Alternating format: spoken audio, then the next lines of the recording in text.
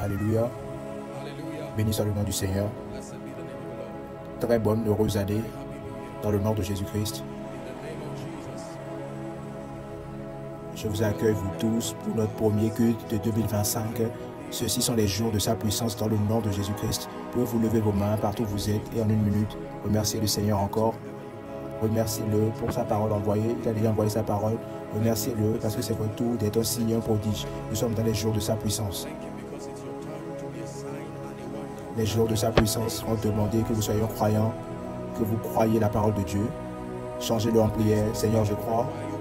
Je suis venu pour une rencontre avec toi. Nous sommes dans les jours de ta puissance.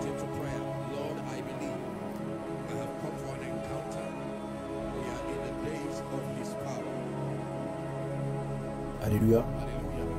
Alléluia. Pouvez-vous m'accompagner en une minute pour remercier le Seigneur officiellement pour le privilège d'être en vie en 2025. Je sais que vous avez célébré sa fidélité en tant que personne, mais remercions-le comme une famille globale. Élevez vos voix en une minute. Exprimons notre joie et gratitude, que nous sommes reconnaissants au Dieu pour la vie, pour la force, pour la vision, pour la sagesse. Nous sommes reconnaissants. Merci pour toutes nos expressions. Merci pour ta fidélité. C'est de la miséricorde de Dieu que nous ne sommes pas consumés, parce que ses compassions n'échouent jamais.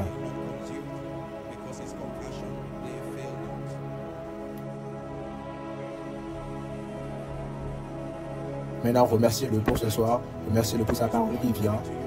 La parole vient pour vous repositionner. Pour vous repositionner.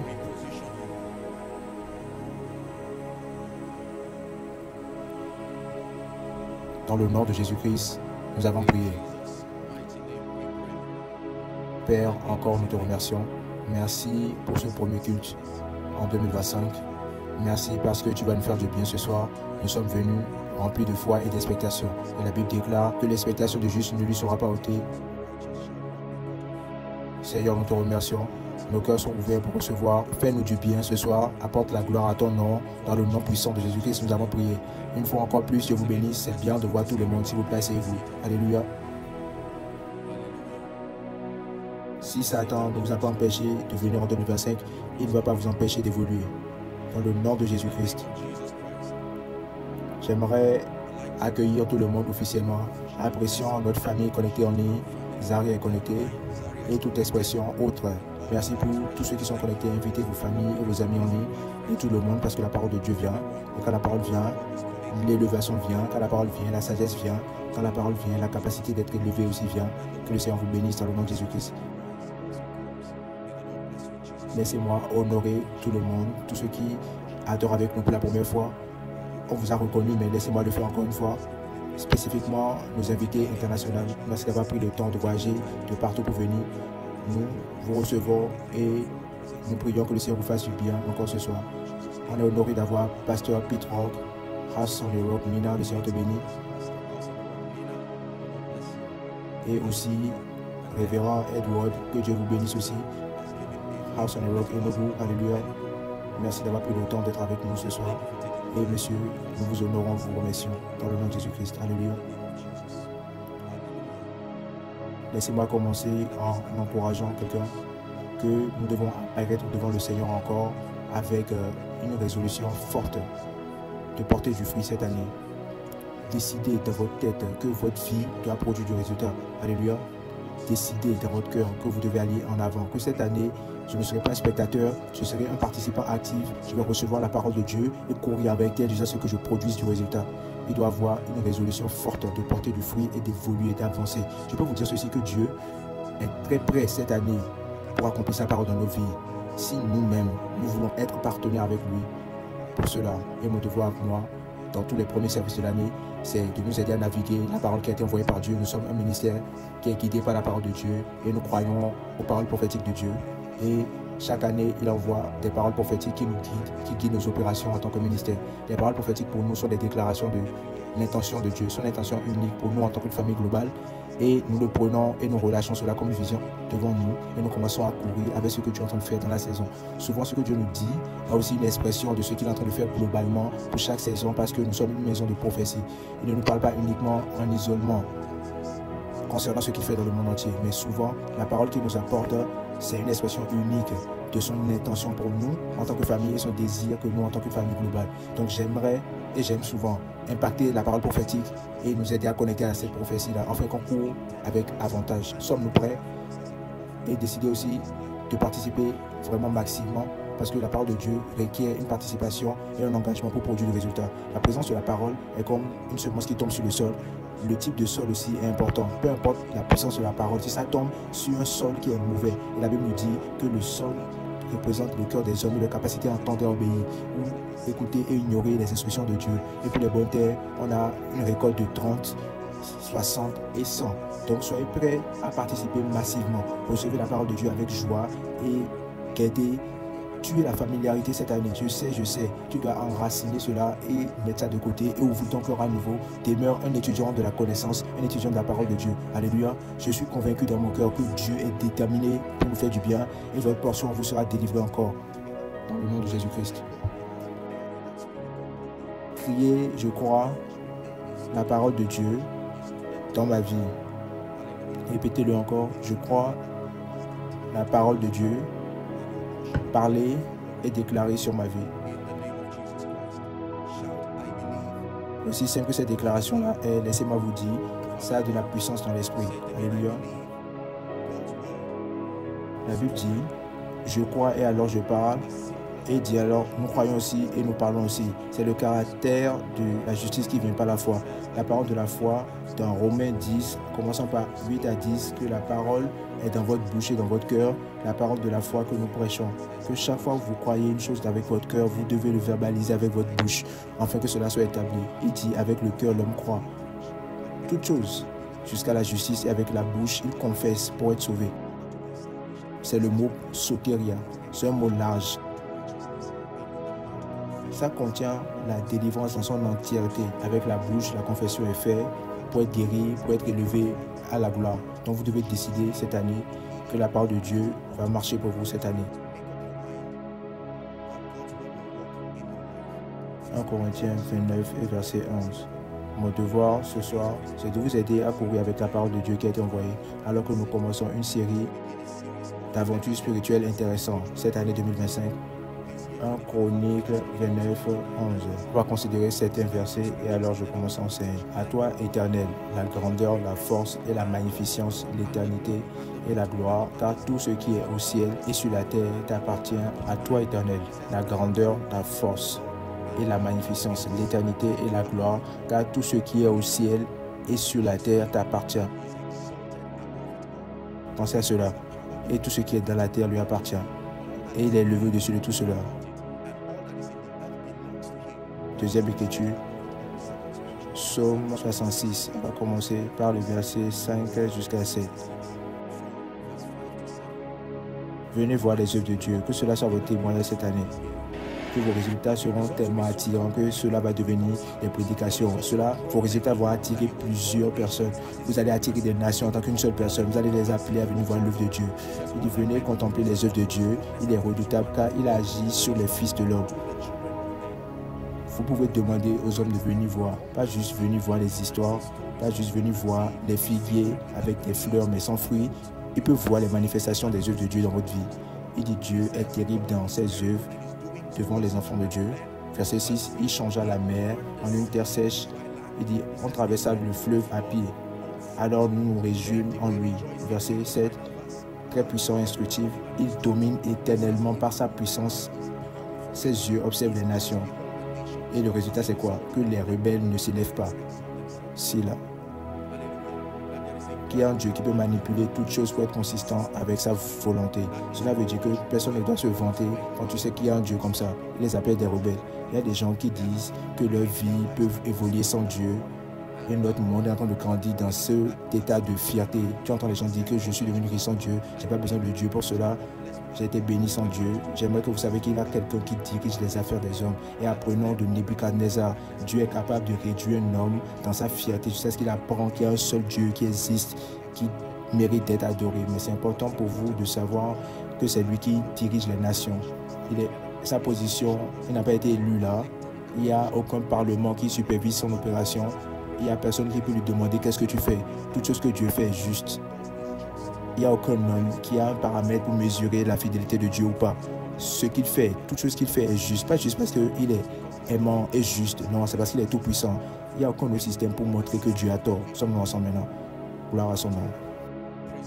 Éphésiens chapitre 1. Allons-y à la prière de Paul maintenant. Paul a fait une très grande prière et dans le nom de Jésus-Christ, que cela soit l'année dans laquelle cette prière soit accomplie dans ma vie et dans votre vie. Il a prié dans l'église d'Éphèse. Laissez-moi lire maintenant.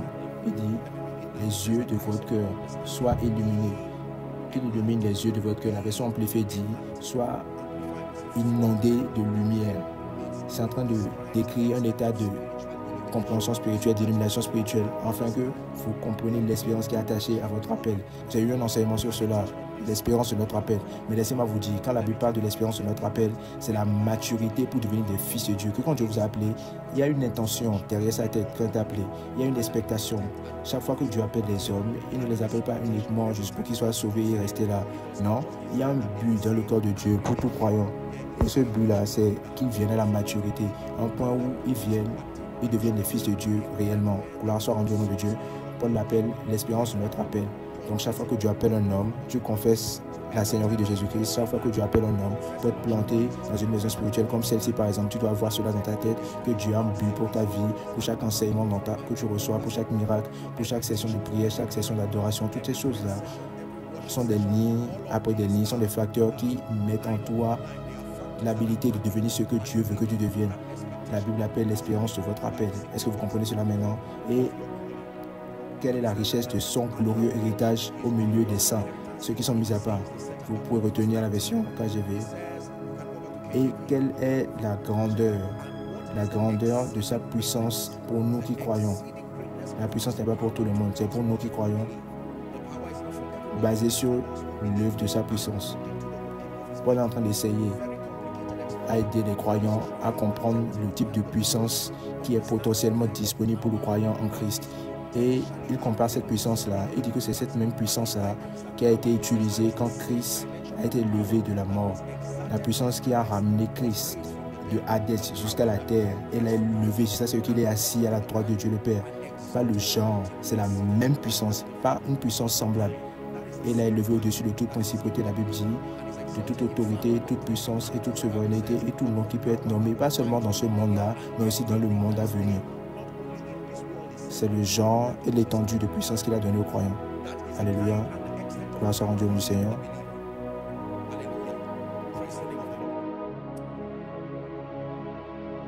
Je définis la puissance et je l'ai fait plusieurs fois dans cette maison, mais pour nous guider profitablement, je définis la puissance comme l'habilité à influencer les résultats. Définition simple, la puissance est définie comme la capacité ou l'habilité pour influencer tout type de résultats, spécifiquement des résultats négatifs. Quiconque a l'habilité d'influencer les résultats est puissant. Dieu est tout puissant parce qu'il a une habilité illimitée d'influencer tout type de résultats qu'il a autour de lui. Il peut causer tout type de résultats à devenir exact selon sa volonté. C'est pourquoi on l'appelle omnipotent, tout puissant. Il n'a pas besoin de prêter la puissance de quelqu'un ou de n'importe quel endroit. Il est tout puissant en lui-même, suffisant en lui-même. Quand Dieu devient partenaire avec un homme, ce n'est pas parce qu'il est faible, c'est parce qu'il a vu que celui-là a besoin de lui. Il a choisi cela par son intelligence pour aider l'homme à faire participer à son programme éternel. Il peut faire sans l'homme avant que l'homme ne soit un facteur dans la création. Dieu était déjà là. La Bible dit, au commencement était la parole, et la parole était avec Dieu, et la parole était Dieu. Genèse 1:1. Pas dans le commencement, pas depuis le commencement. Le passé éternel, que aucun homme ne peut pas comprendre cela et ne peut pas le décrire. Au commencement, Dieu, il a toujours été là. Il est venu dans un moment de l'éternité et a commencé à recréer. Alléluia. Donc la puissance est l'habilité à influencer les résultats. Laissez-moi prophétiser sur quelqu'un maintenant. Dans le nom de Jésus-Christ, cette année, toute situation, toute condition qui ressemble ou vient et n'est pas favorable pour vous, la grâce pour le changer, jusqu'à ce que ça reflète la gloire de Dieu, que cette grâce-là soit relâchée sur votre vie. La puissance pour changer les conditions financières, la puissance pour changer des maladies, des conditions qui concernent votre santé, la puissance pour changer les paroles négatives, la puissance pour changer tout ce qui est antéchrist, que cela soit relâché sur votre vie. Donc, la puissance numéro 1 est définie comme la capacité d'influencer les résultats. Prenez-nous de cette définition-là. Numéro 2, la puissance est définie comme la force qui commande le respect, la force qui commande l'obéissance. Cela veut dire, pour que la puissance marche vraiment, il doit avoir une instruction, une vision ou une expectation. Sans une vision, sans une expectation ou sans une sorte de déclaration, il n'y aura pas de besoin pour la puissance parce que la puissance force l'obéissance. Donc le gouvernement par exemple dit, il donne une instruction et dit à partir de 18h au Nigeria ou soit à 21h que personne ne doit être trouvé quelque part dehors. Le président est puissant par le poste qu'il occupe. Maintenant, de capacité physique, il peut ne pas challenger tout le monde. 200 millions de personnes contre un homme, il ne peut pas faire quelque chose. Mais parce qu'il est assis, c'est appelé le poste du président. Et il y a tout type de subdivision pour renforcer la parole du président. Donc quand le président fait cette déclaration-là, tous les agences qui accompagnent le poste, la police, les militaires vont en action pour amener cela. La parole crée la loi et maintenant le devoir de ces instituts-là, c'est de renforcer cette parole. Maintenant le temps qui a été donné pour cette loi-là, si on t'attrape dehors, à moins que tu aies une tâche spécifique à faire, tu dois t'expliquer devant la loi.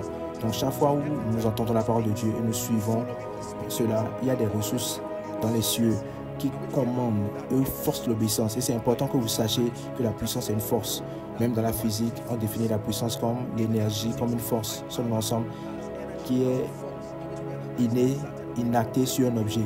Et c'est une définition très puissante.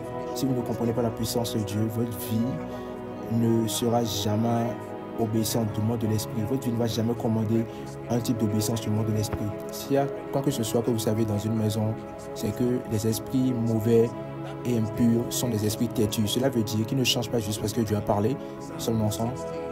Psaume 66 dit à Dieu que tes œuvres sont redoutables à cause de la grandeur de ta force. Tes ennemis te flattent. Je ne veux pas vous ennuyer avec la raison pour laquelle nous avons besoin de puissance. On a déjà une série qui est préparée pour cela qui vient. Mon devoir ce soir, c'est raviver votre appétit et vous repositionner ce soir. Donc c'est important que vous sachiez que accomplir la destinée que Dieu a pour vous, c'est à la miséricorde de la puissance de Dieu qui est disponible pour vous. La puissance disponible pour vous, pour commander l'obéissance, pour chasser les arsenals de l'ennemi, la puissance disponible pour vous renforcer vous-même. La Bible dit, si vous tombez le jour du combat, c'est parce que votre force est faible. Maintenant, quelle est l'implication de cette parole prophétique? C'est une parole très puissante. Ce n'est pas l'année de sa puissance, ce n'est pas la saison de sa puissance, c'est le jour de sa puissance, les jours de sa puissance. Cela veut dire que chaque 24 heures doit apporter une bonne nouvelle dans votre vie. Sommes ensemble. Ça ne doit pas être juste janvier et après l'autre vient en mars et après l'autre vient en mai. Non, cela sera la saison de sa puissance. Il appelle les jours de sa puissance.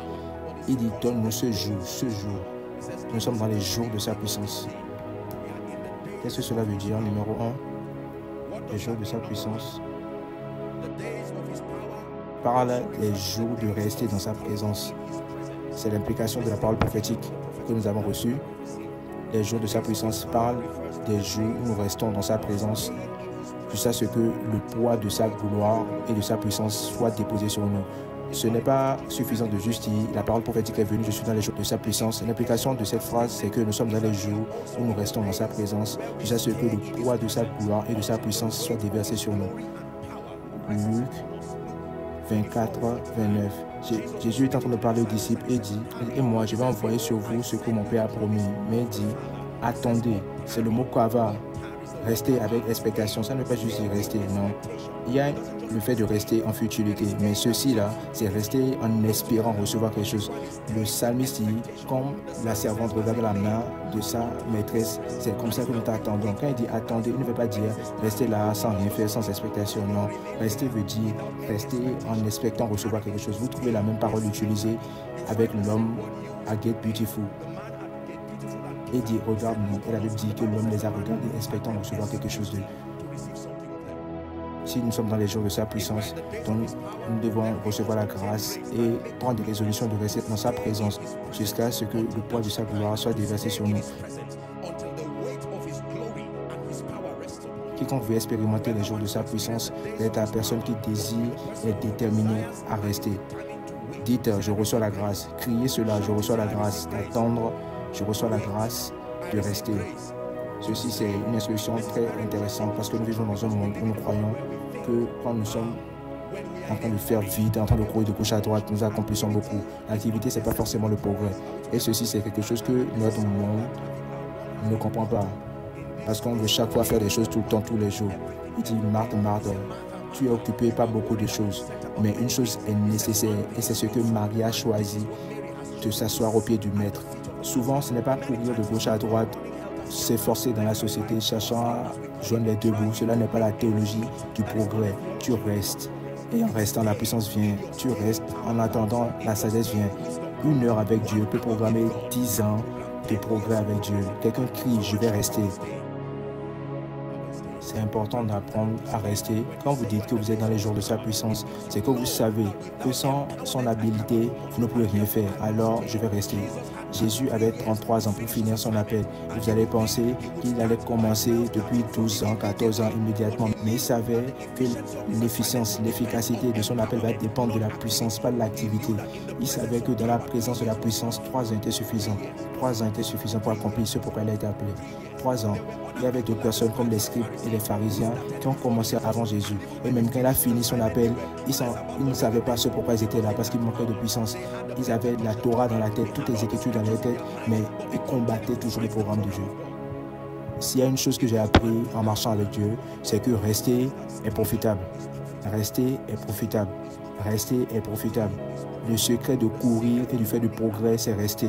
Quand tu restes et cette gloire-là vient sur toi en tant qu'homme de Dieu, quand tu restes et cette gloire-là vient sur toi, tu te lèves de là, habilité par la puissance. Il a dit, restez jusqu'à ce que vous recevez une puissance en haut. Et le temps pour lequel ils ont attendu, c'était 50 jours, 40 jours après sa résurrection. Il les enseignait sur les choses du royaume, les choses qui concernent le royaume de Dieu. Acte chapitre 1 va nous dire, et après cela, il lui a dit, maintenant j'ai fini avec vous. Et après cela, il lui a dit, maintenant j'ai fini avec vous. Attendez 10 jours en plus, et le Saint-Esprit est venu sur eux. Mais il ne lui a pas dit le jour. Quand le Saint-Esprit est venu sur eux, c'était incroyable. Pierre a répondu à cela, à l'étonnement des gens. Il a dit, ceci, cela, voici cela. On n'est pas saoul. Ceci, c'est 9 h du matin. Mais c'est ce que le prophète Joël avait dit. Et cela a commencé officiellement la dispensation du Saint-Esprit. Encore quelqu'un crie, je vais rester. Recevez cela comme une parole prophétique déjà. Pour un homme de Dieu, pour un homme d'affaires, pour certains parents, vous avez fait tout ce que vous savez faire. L'année passée était pleine d'activités et j'espère que vous avez assez de temps dans votre retraite pour revoir ces choses. Et certains d'entre vous, si vous êtes honnête, vous allez voir que le ratio d'activité et les résultats n'étaient pas bons. Ce n'était pas équilibré. Vous avez dissipé l'énergie qui n'a pas amené de résultats dans votre vie. Pourquoi vous n'essayez pas autre chose cette année? Obtenez la grâce d'attendre. Quand les gens sont levés le matin et courent de gauche à droite, pourquoi vous ne donnez pas du temps à Dieu? Le temps, c'est la semence requise pour la puissance, la semence requise pour l'intimité. Dans votre attente, vous recevez la grâce. Dans votre attente, vous entendez la voix de Dieu. Les jours de sa puissance vont demander les hommes et les femmes à apprendre à rester dans sa présence jusqu'à ce qui rester jusqu'à ce que, pas rester pour une certaine durée, rester jusqu'à ce que quelque chose arrive. Numéro 2, les jours de sa puissance veut dire les jours de manifestation des fils de Dieu. L'implication de cette parole prophétique est que nous sommes venus à l'expérience de la manifestation des fils de Dieu. Romains 1, 4, une écriture très puissante. La Bible dit que Jésus a été déclaré d'être fils de Dieu avec puissance. Il a été déclaré d'être fils de Dieu, pas avec des histoires, pas juste avec la prophétie, mais avec puissance. Il faut la puissance pour faire ton manifesto. Il faut la puissance pour faire cette déclaration-là, pour amener une validation au fait que tu es le fils de Dieu. Tu es le fils de Dieu. Romains 8, verset 19, une écriture populaire que la création attend avec un ardent désir la manifestation des fils de Dieu. Lisons le 20, comme j'ai lu cela, laissez-moi continuer. La création a été soumise à la vanité, non de son gré, mais à cause de celui qui l'y a soumise avec l'espérance. Verset 21, il dit qu'elle aussi sera affranchie de la servitude de la corruption. Voici le devoir des fils de Dieu, de libérer la création de la corruption, de la servitude et la mener dans la liberté de la gloire des enfants de Dieu. Cela veut dire que cette année, ne soyez pas surpris quand vous voyez des résultats extraordinaires vous accompagner. Dieu va vous élever de votre état actuellement d'être un chrétien nominal, basique, ignorant, qui souffre. Il va établir ce qu'il a déclaré sur vous, que vous êtes un fils de Dieu. Le mot fils là ne veut pas dire le genre. Non, l'anglais le dit comme fils, mais ce n'est pas le mot fils, comme un genre masculin. Ça veut juste dire que quelqu'un par la connaissance est arrivé à la maturité de se mettre dans le poste que son père lui a établi. C'est ce que cela veut dire d'être un fils. Donc cela est en train de parler d'un état de maturité, pas le genre. Donc quand la Bible dit les fils de Dieu, les femmes, ne vous écartez pas. C'est une expression générale. Il est en train de parler de maturité, que la connaissance vous a élevé au point dans l'esprit où vous avez une stature assez pour faire la volonté de Dieu. Comme mon Père m'a envoyé, Jésus a dit, alors je vous envoie où? Dans vos familles, où? Dans votre lieu de travail, où? Partout où il y a les ténèbres. Cela devient la juridiction de votre appel.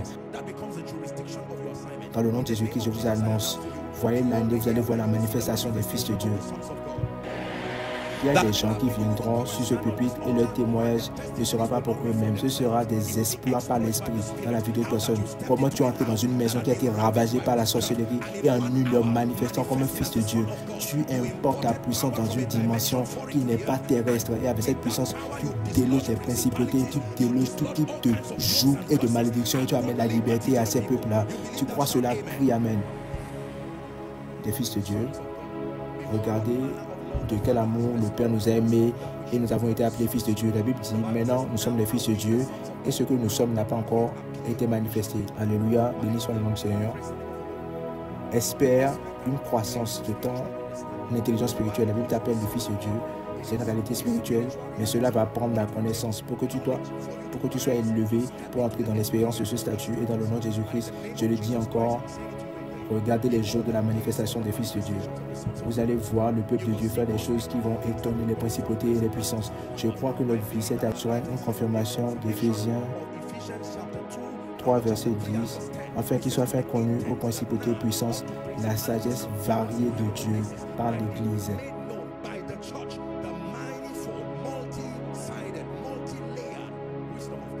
Numéro 3. Les jours de sa puissance engagent que ceux-ci sont les jours des œuvres puissantes, à travers la sagesse de Dieu. Les jours de sa puissance réfèrent aux jours des œuvres puissantes à travers la sagesse de Dieu. Marc 6, de 1 à 2. Jésus partit de là et se rendit dans sa patrie et ses disciples le suivirent. La Bible dit, quand le sabbat fut venu, il se mit à enseigner dans la synagogue. Et beaucoup des gens qui l'entendirent étaient étonnés et disaient, d'où lui viennent ces choses? Quelle est cette sagesse qui lui a été donnée? Et comment de tels miracles se font-ils par ses mains? Quelqu'un dit des œuvres puissantes. Des manifestations incroyables de la puissance de Dieu à travers les mains d'êtres humains, les œuvres puissantes, construisant des trucs qui étonnent les principautés et les puissances, les fruits de sagesse manifestés à travers votre vie, dans les affaires. Beaucoup d'entre vous vont bâtir des choses qui vont vous étonner. Vous serez la première personne à être étonnée par la main de Dieu sur votre vie. Vous allez être normal, ordinaire, physiquement, mais jusque vous avez téléchargé une sagesse qui est au-delà de la sagesse humaine. Celui-ci, ce n'est pas Sophia, la sagesse qui vient d'en haut, qui commande des résultats puissants. Je crois cela. Je crois cela. Matthieu 5, verset 16, Jésus a fait une déclaration très puissante. Il dit que votre lumière brille devant les hommes, afin qu'ils voient vos œuvres bonnes. Jésus les appelle les bonnes œuvres. Les croyants ne sont pas appelés à manifester des œuvres négatives. Cela, c'est des œuvres de qualité basse. Cela ne porte pas la signature de la sagesse de Dieu. Il faut vous challenger que nous sommes dans les jours de sa puissance. Cela veut dire que votre vie, tout ce qui me concerne, doivent commander des œuvres puissantes. En tant qu'homme d'affaires, des œuvres puissantes, vous allez exécuter des projets qui vont vous étonner. Que en mai, en juin, même avant la moitié de l'année, tu vas accomplir des choses. Et quand on va vous demander, vous allez leur dire que je suis dans les jours de sa puissance. C'est ce que la puissance de Dieu peut faire. Est-ce que vous croyez cela? Des œuvres puissantes, des dimensions extraordinaires de résultats, des fruits de sagesse, des décisions qui habilitent votre destinée à évoluer. Une décision qui va vous pousser, vous allez entrer 2026, en 2025, un résultat que vous produisez. Ce sera apparemment comme si tu ne fais rien, tu as déjà réussi pour l'année entière. Est-ce que vous croyez cela? les jours de sa puissance. Jésus a commandé les œuvres puissantes. Il y a plusieurs années, j'ai prêché un message qu'on appelle commander des résultats. C'était un moyen d'aider les croyants à comprendre que les résultats ne sont pas un don, tu les commandes.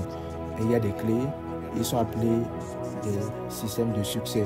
Tu les engages comme tu es en train de construire un gadget. Combien d'entre vous ont déjà commandé des trucs et cela vient en morceaux. Et si tu ne sais pas comment assembler cela, tu vas penser que ceux qui t'ont vendu cela, l'image qui t'a été vendue, ce n'est pas les formes. Ils t'ont montré le gadget entier. Mais quand tu le commandes, ça vient en morceaux. Tu l'as, c'est le vrai produit. Mais tu dois savoir comment les dynamiques de le mettre ensemble. Et souvent, il y a un manuel à côté. Très souvent. Un manuel physique ou un QR code à scanner qui t'amène sur le site de l'entreprise et tu as accès en fonction de la qualité du produit. Un truc étape à étape. Mon devoir ce soir, c'est de venir comme un instructeur et cela sera le résultat tout au long de l'année pour te montrer comment mettre ensemble le succès, pour te mettre comment mettre ensemble la sagesse et la faveur, la victoire. Sommes-nous ensemble? Des fois, tu peux te tenir là avec un gadget qui peut te faire du bien et être embarrassé, et si bien que tu es éduqué, tu as l'incapacité de faire cela. Des fois, tu auras besoin de l'aide de quelqu'un qui a l'expérience ou un manuel qui l'explique très bien puisque ce que tu as. Et comme un enfant qui apprend à marcher, tu vois, tu vis ceci ici, tu bouges ceci à la gauche, tu mets ceci là, tu ajoutes ceci et ça commence à se former. Donc ne sois pas intimidé si tu vois que ta vie ne porte pas du fruit comme il faut. Rappelle-toi de cet exemple-là. Ça, ce n'est pas encore manifesté entièrement, ne sois pas découragé. Mais tu es dans un état où tu es en train de te travailler, en train de te bâtir. Tu es dans ce ministère apostolique, prophétique, la prière ici, le jeûne ici, l'étude de la parole ici, la discipline ici. Et continue juste, éventuellement, tu seras en train de garder quelque chose qui travaille. Que quelqu'un crie, ma vie doit fonctionner, ma vie doit porter du fruit. Dans le nom de Jésus-Christ. Alors les œuvres puissantes, laissez-moi vous dire ceci. N'embrassez pas un narratif de petité cette année. Challengez-vous par l'Esprit de Dieu que je suis ici pour des œuvres puissantes. Sommes-nous ensemble maintenant? Notre marche avec Dieu cette année est à la fois ensemble et personnelle. Il y a des visions qui sont mises sur les gens en groupe, mais en tant qu'individu, tu peux étendre ta foi et dire Seigneur, cette année je vais faire ce que je n'ai jamais fait auparavant dans le nom de Jésus-Christ. Pas d'un point de vue compétitif, pas d'un point de vue en voulant gratifier ta chair. Non, je vais t'amener plus de gloire. Donc établis cette limitation-là et dis-toi que tu vas faire plus cette année. Qui est en train d'apprendre. Les jours de sa puissance sont aussi des jours de déversement surnaturel. Les jours de sa puissance réfèrent aux jours du déversement de sa puissance. Qu'est-ce que cela veut dire? Accès à de grands niveaux de grâce. Accès à de grands niveaux de grâce. Écoutez-moi, la grâce est à différents niveaux et les résultats que cela commande aussi sont en niveau. En fonction au niveau qui est actuellement disponible dans ta vie. Il dit que la grâce et la paix soient multipliées. Homme de Dieu écoute, homme d'affaires écoute. La grâce et la paix est multipliable. Vous voyez, les grâces fonctionnent. La meilleure façon de décrire la grâce, c'est un peu comme l'argent ou la monnaie ou d'une définition générique. Laissez-moi utiliser quelque chose qui est plus général. Un crédit. J'ai donné cet exemple-là quelque part en rendant ministère. Combien d'entre vous savez, si vous avez 100 naira, du crédit pour 100 naira, c'est quelque chose, right? Il y a des choses que cela peut faire. Ça peut envoyer un SMS, en tout cas dans ton environnement local. Je ne suis pas sûr que ça peut aller sur Internet, je ne pense pas. 100 naira, c'est trop petit. À moins que tu prêtes et tu payes après. Mais généralement, je pense que c'est petit. Sommes-nous ensemble? Maintenant, regardez-moi. Quelqu'un peut avoir 10 000 ou 20 000 ou soit 100 000 de crédit. Et son téléphone peut être même plus petit que ton téléphone. Sommes-nous ensemble? Mais la possibilité dans ce téléphone-là est basée sur le crédit qu'il a, la capacité. Est-ce que vous comprenez ce que j'enseigne? Si je demande, tous ceux qui ont des crédits, levez-vous. Celui qui a 100 naira va se lever. Celui qui a 20 000 va se lever. Celui qui a 1 million va se lever. Est-ce que j'ai raison? La différence, c'est les possibilités qui peuvent être commentées par chacun. Par exemple, si on dit tout le monde, appelez quelqu'un à l'extérieur d'ici pendant 1 heure, vous voyez, il y a des limitations en même temps. Notre homme avec 100 naira de crédit ne pourra pas appeler quelqu'un à l'extérieur. Il n'a pas besoin d'être un incroyant. Il peut être même un chrétien en plus. C'est juste qu'il est limité. Maintenant, regardez plutôt qu'incroyable. Celui qui a 1 million de naira de crédit a beaucoup. Il n'a pas besoin de 1 million de naira pour faire cet appel. Donc, il y a une possibilité de transfert. Maintenant, écoutez-moi. En un moment, étoile 1, 2, 3, peu importe, et il envoie, et littéralement en moins d'une minute, il crédite le compte de quelqu'un. Et l'autorité vient en même temps. En même temps, celui qui avait peur parce qu'il n'avait pas assez de crédit, il était timide. En moins d'une minute, il devient autoritaire. Il appelle la personne. N'appelle pas, je t'appelle. Qu'est-ce qui a changé? Un transfert a été fait. Qu'est-ce qui a changé? Pas la taille de son téléphone. Qu'est-ce qui a changé? Pas le langage qui a été utilisé, mais que le crédit doit être envoyé de quelqu'un qui a l'abondance à quelqu'un qui est en insuffisance. Laissez-moi déclarer sur quelqu'un ce que tu ne pouvais pas faire l'année passée. Que mon Dieu transfère cette possibilité dans ta vie cette année. Dans le nom de Jésus. In the name of Jesus Christ. Vous voyez, cette analogie de recharger votre téléphone est très intéressante parce que votre colère ne change pas le montant qui est là. Mentir ne change pas le montant. Si c'est 100 naira, ça demeure comme ça. Mais pas quand il y a un transfert. Alléluia. Quelqu'un, vous allez venir à l'église un de ces jours avec 100 naira de valeur de grâce. Et pendant que tu es en train d'écouter, un jour, tu ne sauras pas que c'est le jour où les cieux ont décidé. Et vous savez, écoutez-moi très bien, écoutez-moi. J'espère que vous savez que même dans la télécommunication, il y a des niveaux de clientèle. Pas tout le monde est au même niveau. Sommes-nous ensemble? Mais non pas pour vous insulter, mais c'est la vérité. Celui qui a 1 million de naira de crédit dans son téléphone, il y a un nom qu'on le donne au bureau. Celui qui a 2 millions, même lui-même ne connaît pas le nom qu'on lui donne. Mais il y a un nom. Il ne va pas là-bas, par exemple. Cet homme-là n'ira pas dans un poste de MTN pour régler son problème. Non, on lui alloue un officier de compte. Pourquoi? Parce que ce qu'il a élevé son statut. Écoutez-moi. Cela veut dire qu'il y a certaines queues que tu ne vas pas faire encore dans ta vie. Sommes-nous ensemble? Il y a certaines choses pour lesquelles tu as prié pendant 1 mois avant que cela ne vienne. Mais avec l'arrivée de cette grâce, une déclaration, pas 2, pas 3, une déclaration, je te le dis, par l'Esprit de Dieu, tu vas faire des déclarations et voilà la manifestation. C'est la dimension dans laquelle celui qui sème et celui qui récolte ensemble, c'est comme un équilibre spirituel. Et alors quand tu déclares, tu le vois manifester. Le déversement de son esprit. Gardez cette analogie-là du crédit dans le téléphone tout au long de 2025. Afin qu'au moment où la fierté veut venir, tu te rappelles, calcule combien de 100 naira. Maintenant, je suis à 1005.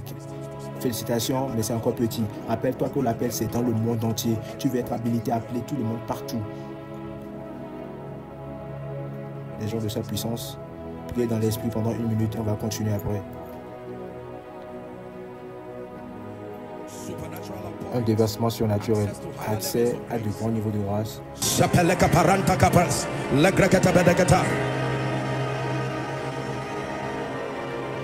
Dans le nom de Jésus-Christ, nous avons prié. Les jours de sa puissance aussi parle du fait que nous entrons dans les jours de liberté de toute oppression de l'ennemi. L'implication de ces phrases-là,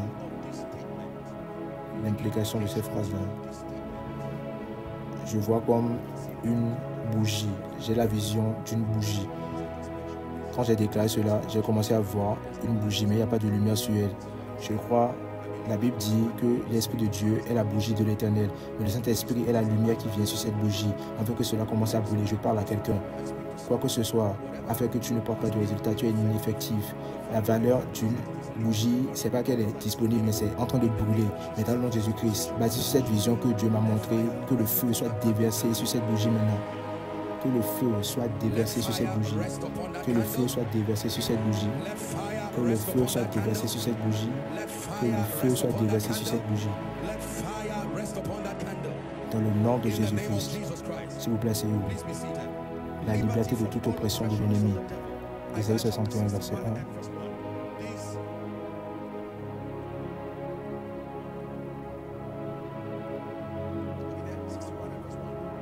Voici la 5e implication de cette parole prophétique. Cela veut dire que nous entrons dans les jours où nous allons expérimenter une liberté totale de toute oppression de l'ennemi. L'Esprit du Seigneur, la prophétie messianique, car l'Éternel est sur moi, car l'Éternel m'a oint pour porter. Dites, je suis oint.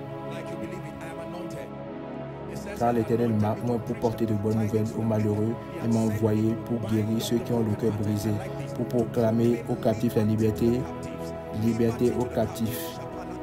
Liberté aux captifs. Alors que je dis ceci, maintenant je parle à quelqu'un.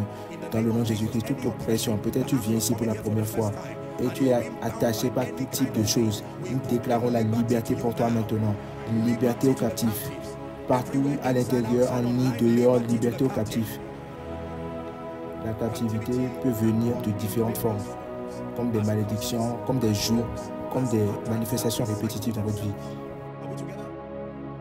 Les jours de sa puissance, par des jours, les captifs seront finalement libérés. Si la femme qui était attachée pendant 18 ans savait qu'il lui restait un jour pour son miracle, que l'arrivée de Jésus-Christ venait à la fin de sa captivité, si la femme à la perte de sang savait qu'elle n'allait jamais mourir avec cette situation, si Jairus savait que le jour où il a donné naissance à sa fille, que l'ennemi avait déjà programmé une oppression pour elle, mais grâce à rendu à Dieu d'être né dans la génération de Jésus-Christ. Laissez-moi vous dire ici, jeune homme, jeune fille, la captivité est réelle. Les jours sont réels, sommes ensemble. Aussi bien que nous avons la victoire en Christ au-dessus de ces choses-là, Jésus même ne néglige pas les choses-là. Vous le voyez dans la vie des croyants. Vous le voyez dans la vie des incroyants aussi. Et vous savez, laissez-moi vous dire ceci. Plusieurs fois, quand Satan ne peut pas t'attaquer personnellement, parce que par révélation, tu as été élevé à un point dans l'esprit où ces limitations-là ne peuvent plus venir vers toi et ne peuvent plus te tenir. J'espère que vous savez que le but de Dieu, ce n'est pas d'être délivré des esprits, mais d'être élevé par la révélation à un point où ces oppressions-là ne peuvent plus t'atteindre. Parce que maintenant, tu es arrivé à une attitude dans l'esprit où tu as été levé dessus de ces choses. Mais voici le piège de l'ennemi. Parce que l'élévation dans l'esprit est personnelle. Donc quand le diable ne peut plus te tenir toi en fonction des révélations que tu as, il va oppresser ceux qui sont autour de toi et tu verras que malgré que tu es libre, leur douleur te ramène dans le joug. Par exemple, tu peux être libre en expérience des malédictions et des jougs et tout ce qui peut te tenir. Et maintenant tu es en train d'exceller dans tes finances et tu aimes le Seigneur. Donc il va frapper 17 autres membres de ta famille qui ne sont pas nés de nouveau et qui ne considèrent pas Dieu pour être libérés. Et c'est tes finances-là qui vont payer le prix de l'ignorance.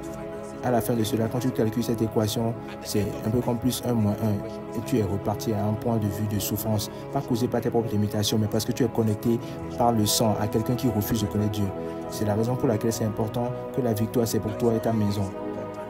Parce que le plus ils sont sauvés, le plus tu es libre. Le plus ils connaissent Dieu, le plus tu es libre.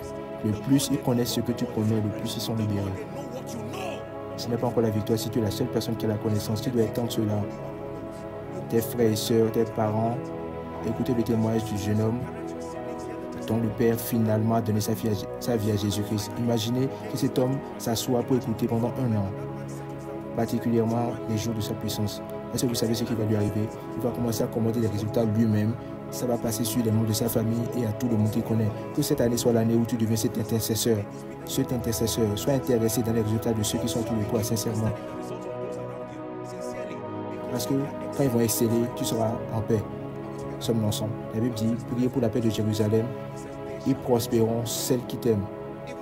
Même si cela, c'est contextuellement pour Israël, mais ça s'applique à nous aussi. Si tous ceux qui sont autour de toi excellent, ça va te donner la paix à toi aussi. Moïse n'était pas oppressé en tant qu'individu. Il était un libérateur, mais à cause de la tête têtue du peuple qui dirigeait, il a manqué la terre promise. Parce que le peuple a continué à le rendre en colère à un point où Dieu a dit non, tu as vu mon visage et c'est fini, je ne vais plus tolérer ceci. Malheureusement, tu ne vas pas entrer dans la terre promise. Le déversement de son esprit, par son esprit. Une saison de liberté, liberté de toute oppression. Actes 10, verset 38. Pierre est en train de parler dans la maison de Corneille. Ceci était le salut des incroyants. Il dit, vous savez comment Dieu a oint du Saint-Esprit et de force Jésus de Nazareth. Elle avait dit qui allait de lieu en lieu en faisant du bien et guérissant tous ceux qui étaient sous l'emprise. Jésus ne guérissait pas juste ceux qui étaient malades. La femme au puits n'était pas malade, elle était oppressée. Guérissant tous ceux qui étaient sous l'empire du diable, car Dieu était avec lui. Cela veut dire que cette année, tu vas expérimenter la réalité de cette liberté et tu seras un transporteur de cela à tout le monde autour de toi. Que quiconque est oppressé, Dieu va t'envoyer là-bas. Soit en te donnant un emploi là-bas, soit en te connectant par amitié, il t'enverra là-bas. Et ton devoir, c'est d'être un instrument de délivrance. Si vous le croyez, dites Amen. Je crois que cette année sera une émergence de délivrance dans le nom de Jésus-Christ. que par la grâce de Dieu, notre joie et notre fierté ne sera pas uniquement que Dieu entend de nous utiliser comme hommes de Dieu, que les gens que nous avons enseignés et levés dans la justice sont devenus des libérateurs eux-mêmes. Sommes ensemble. Je peux ne pas venir dans ta maison, mais je peux entendre le témoignage de la puissance de Dieu à l'œuvre dans ta maison à cause de toi. Parce que tu as dit, Seigneur, je certainement ne peux pas être là, mais comme je suis là, je suis une extension de cette grâce et cette puissance pour amener la délivrance. Vous allez apprendre cette année plusieurs fois. Certains d'entre vous, après un message de dimanche, vous allez rentrer chez vous la semaine qui suit et tu as dit que je suis ici pour détruire certains hôtels. Pendant 2 jours, tu reviens en paix parce que tu as trouvé la lumière et ça te donne l'audacité, la grâce. Tu peux te tenir et parler sur des occurrences qui viennent même avant toi. Et tu dis, là tu es venu, plus jamais tu l'avances encore plus. Si vous le croyez, dites Amen. La liberté. La liberté. Si la puissance est une force, alors cela doit parler sur les problèmes d'oppression. Laissez-moi vous dire la vérité. Notre monde est rempli de gens oppressés. Certains d'entre eux sont très riches, mais ils sont oppressés. Nous sommes ensemble. Les problèmes mentaux sont des oppressions. Vous voyez nos enfants avec toutes ces choses-là, ces occurrences sataniques, des maladies qui sont au-delà de la compréhension du monde médical. Ça veut comme si le diable fabrique différents types de problèmes. Différents types de problèmes. Et comme je vais le dire souvent ici, je suis reconnaissant à Dieu pour l'infusion continuelle de la compréhension spirituelle, même parmi ceux qui pratiquent la médecine. Ils savent que c'est au-delà d'un stéthoscope et d'une seringue. Il y a des pratiquants médicaux avec l'intelligence nécessaire. Que quand ils font le diagnostic d'un patient dans leur service, ils savent, par intelligence spirituelle, que ce cas-là va prendre plus d'une seringue. Ceci, c'est plus du Panadol ou du Doliprane. Ceci, c'est une oppression du diable. Vous n'allez pas perdre aucun membre de votre famille à cause de l'oppression cette année. Est-ce que vous recevez cela? Vous n'allez perdre aucun membre de votre famille, de votre compagnie, de votre business à cause de l'oppression cette année dans le nom de Jésus-Christ. Alléluia. La liberté. Numéro combien maintenant? 6, je crois. La 6e implication de cette parole prophétique, c'est que les jours de sa puissance sont des jours de miracles, signes et prodiges. Miracles, signes et prodiges. Miracles, signes et prodiges. De tout type et toutes sortes dans leur variété. Miracles, signes et prodiges. Incluant recevant une maison en un jour. Des miracles, des signes et des prodiges. Incluant vos papiers en attente à l'immigration validés en une semaine dans le nom de Jésus-Christ. Incluant vos dettes qui sont acquittées de façon surnaturelle tout en une journée. Incluant une aide qui se manifeste quand tu ne pouvais pas le toucher pour t'aider en une journée. Righteousness, peace and joy in the Holy Ghost. This is kingdom come. Miracles, signs and wonders. This is kingdom come. As we cast out demons by his power. This is kingdom come. Your will be done in earth as it is in heaven. This is kingdom come. Écoutez-moi. Righteousness, peace and joy in the Holy Ghost. This is kingdom come.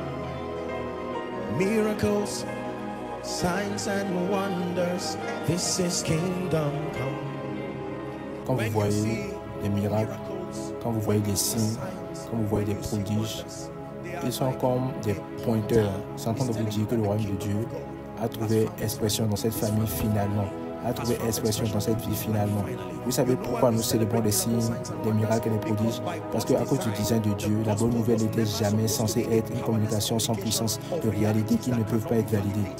Il doit avoir une validation aux paroles de Dieu pour que cela soit appelé la bonne nouvelle. En effet, prêcher simplement sans performance de signes, des prodiges, c'est une bonne nouvelle pas complète. Romains 15, 19, une écriture populaire pour entendre parler maintenant par la puissance des miracles et des prodiges, par la puissance de l'Esprit de Dieu, en sorte que depuis Jérusalem, les pays voisins, jusqu'à Illyrie, j'ai abondamment répandu l'évangile de Christ. Prêcher abondamment.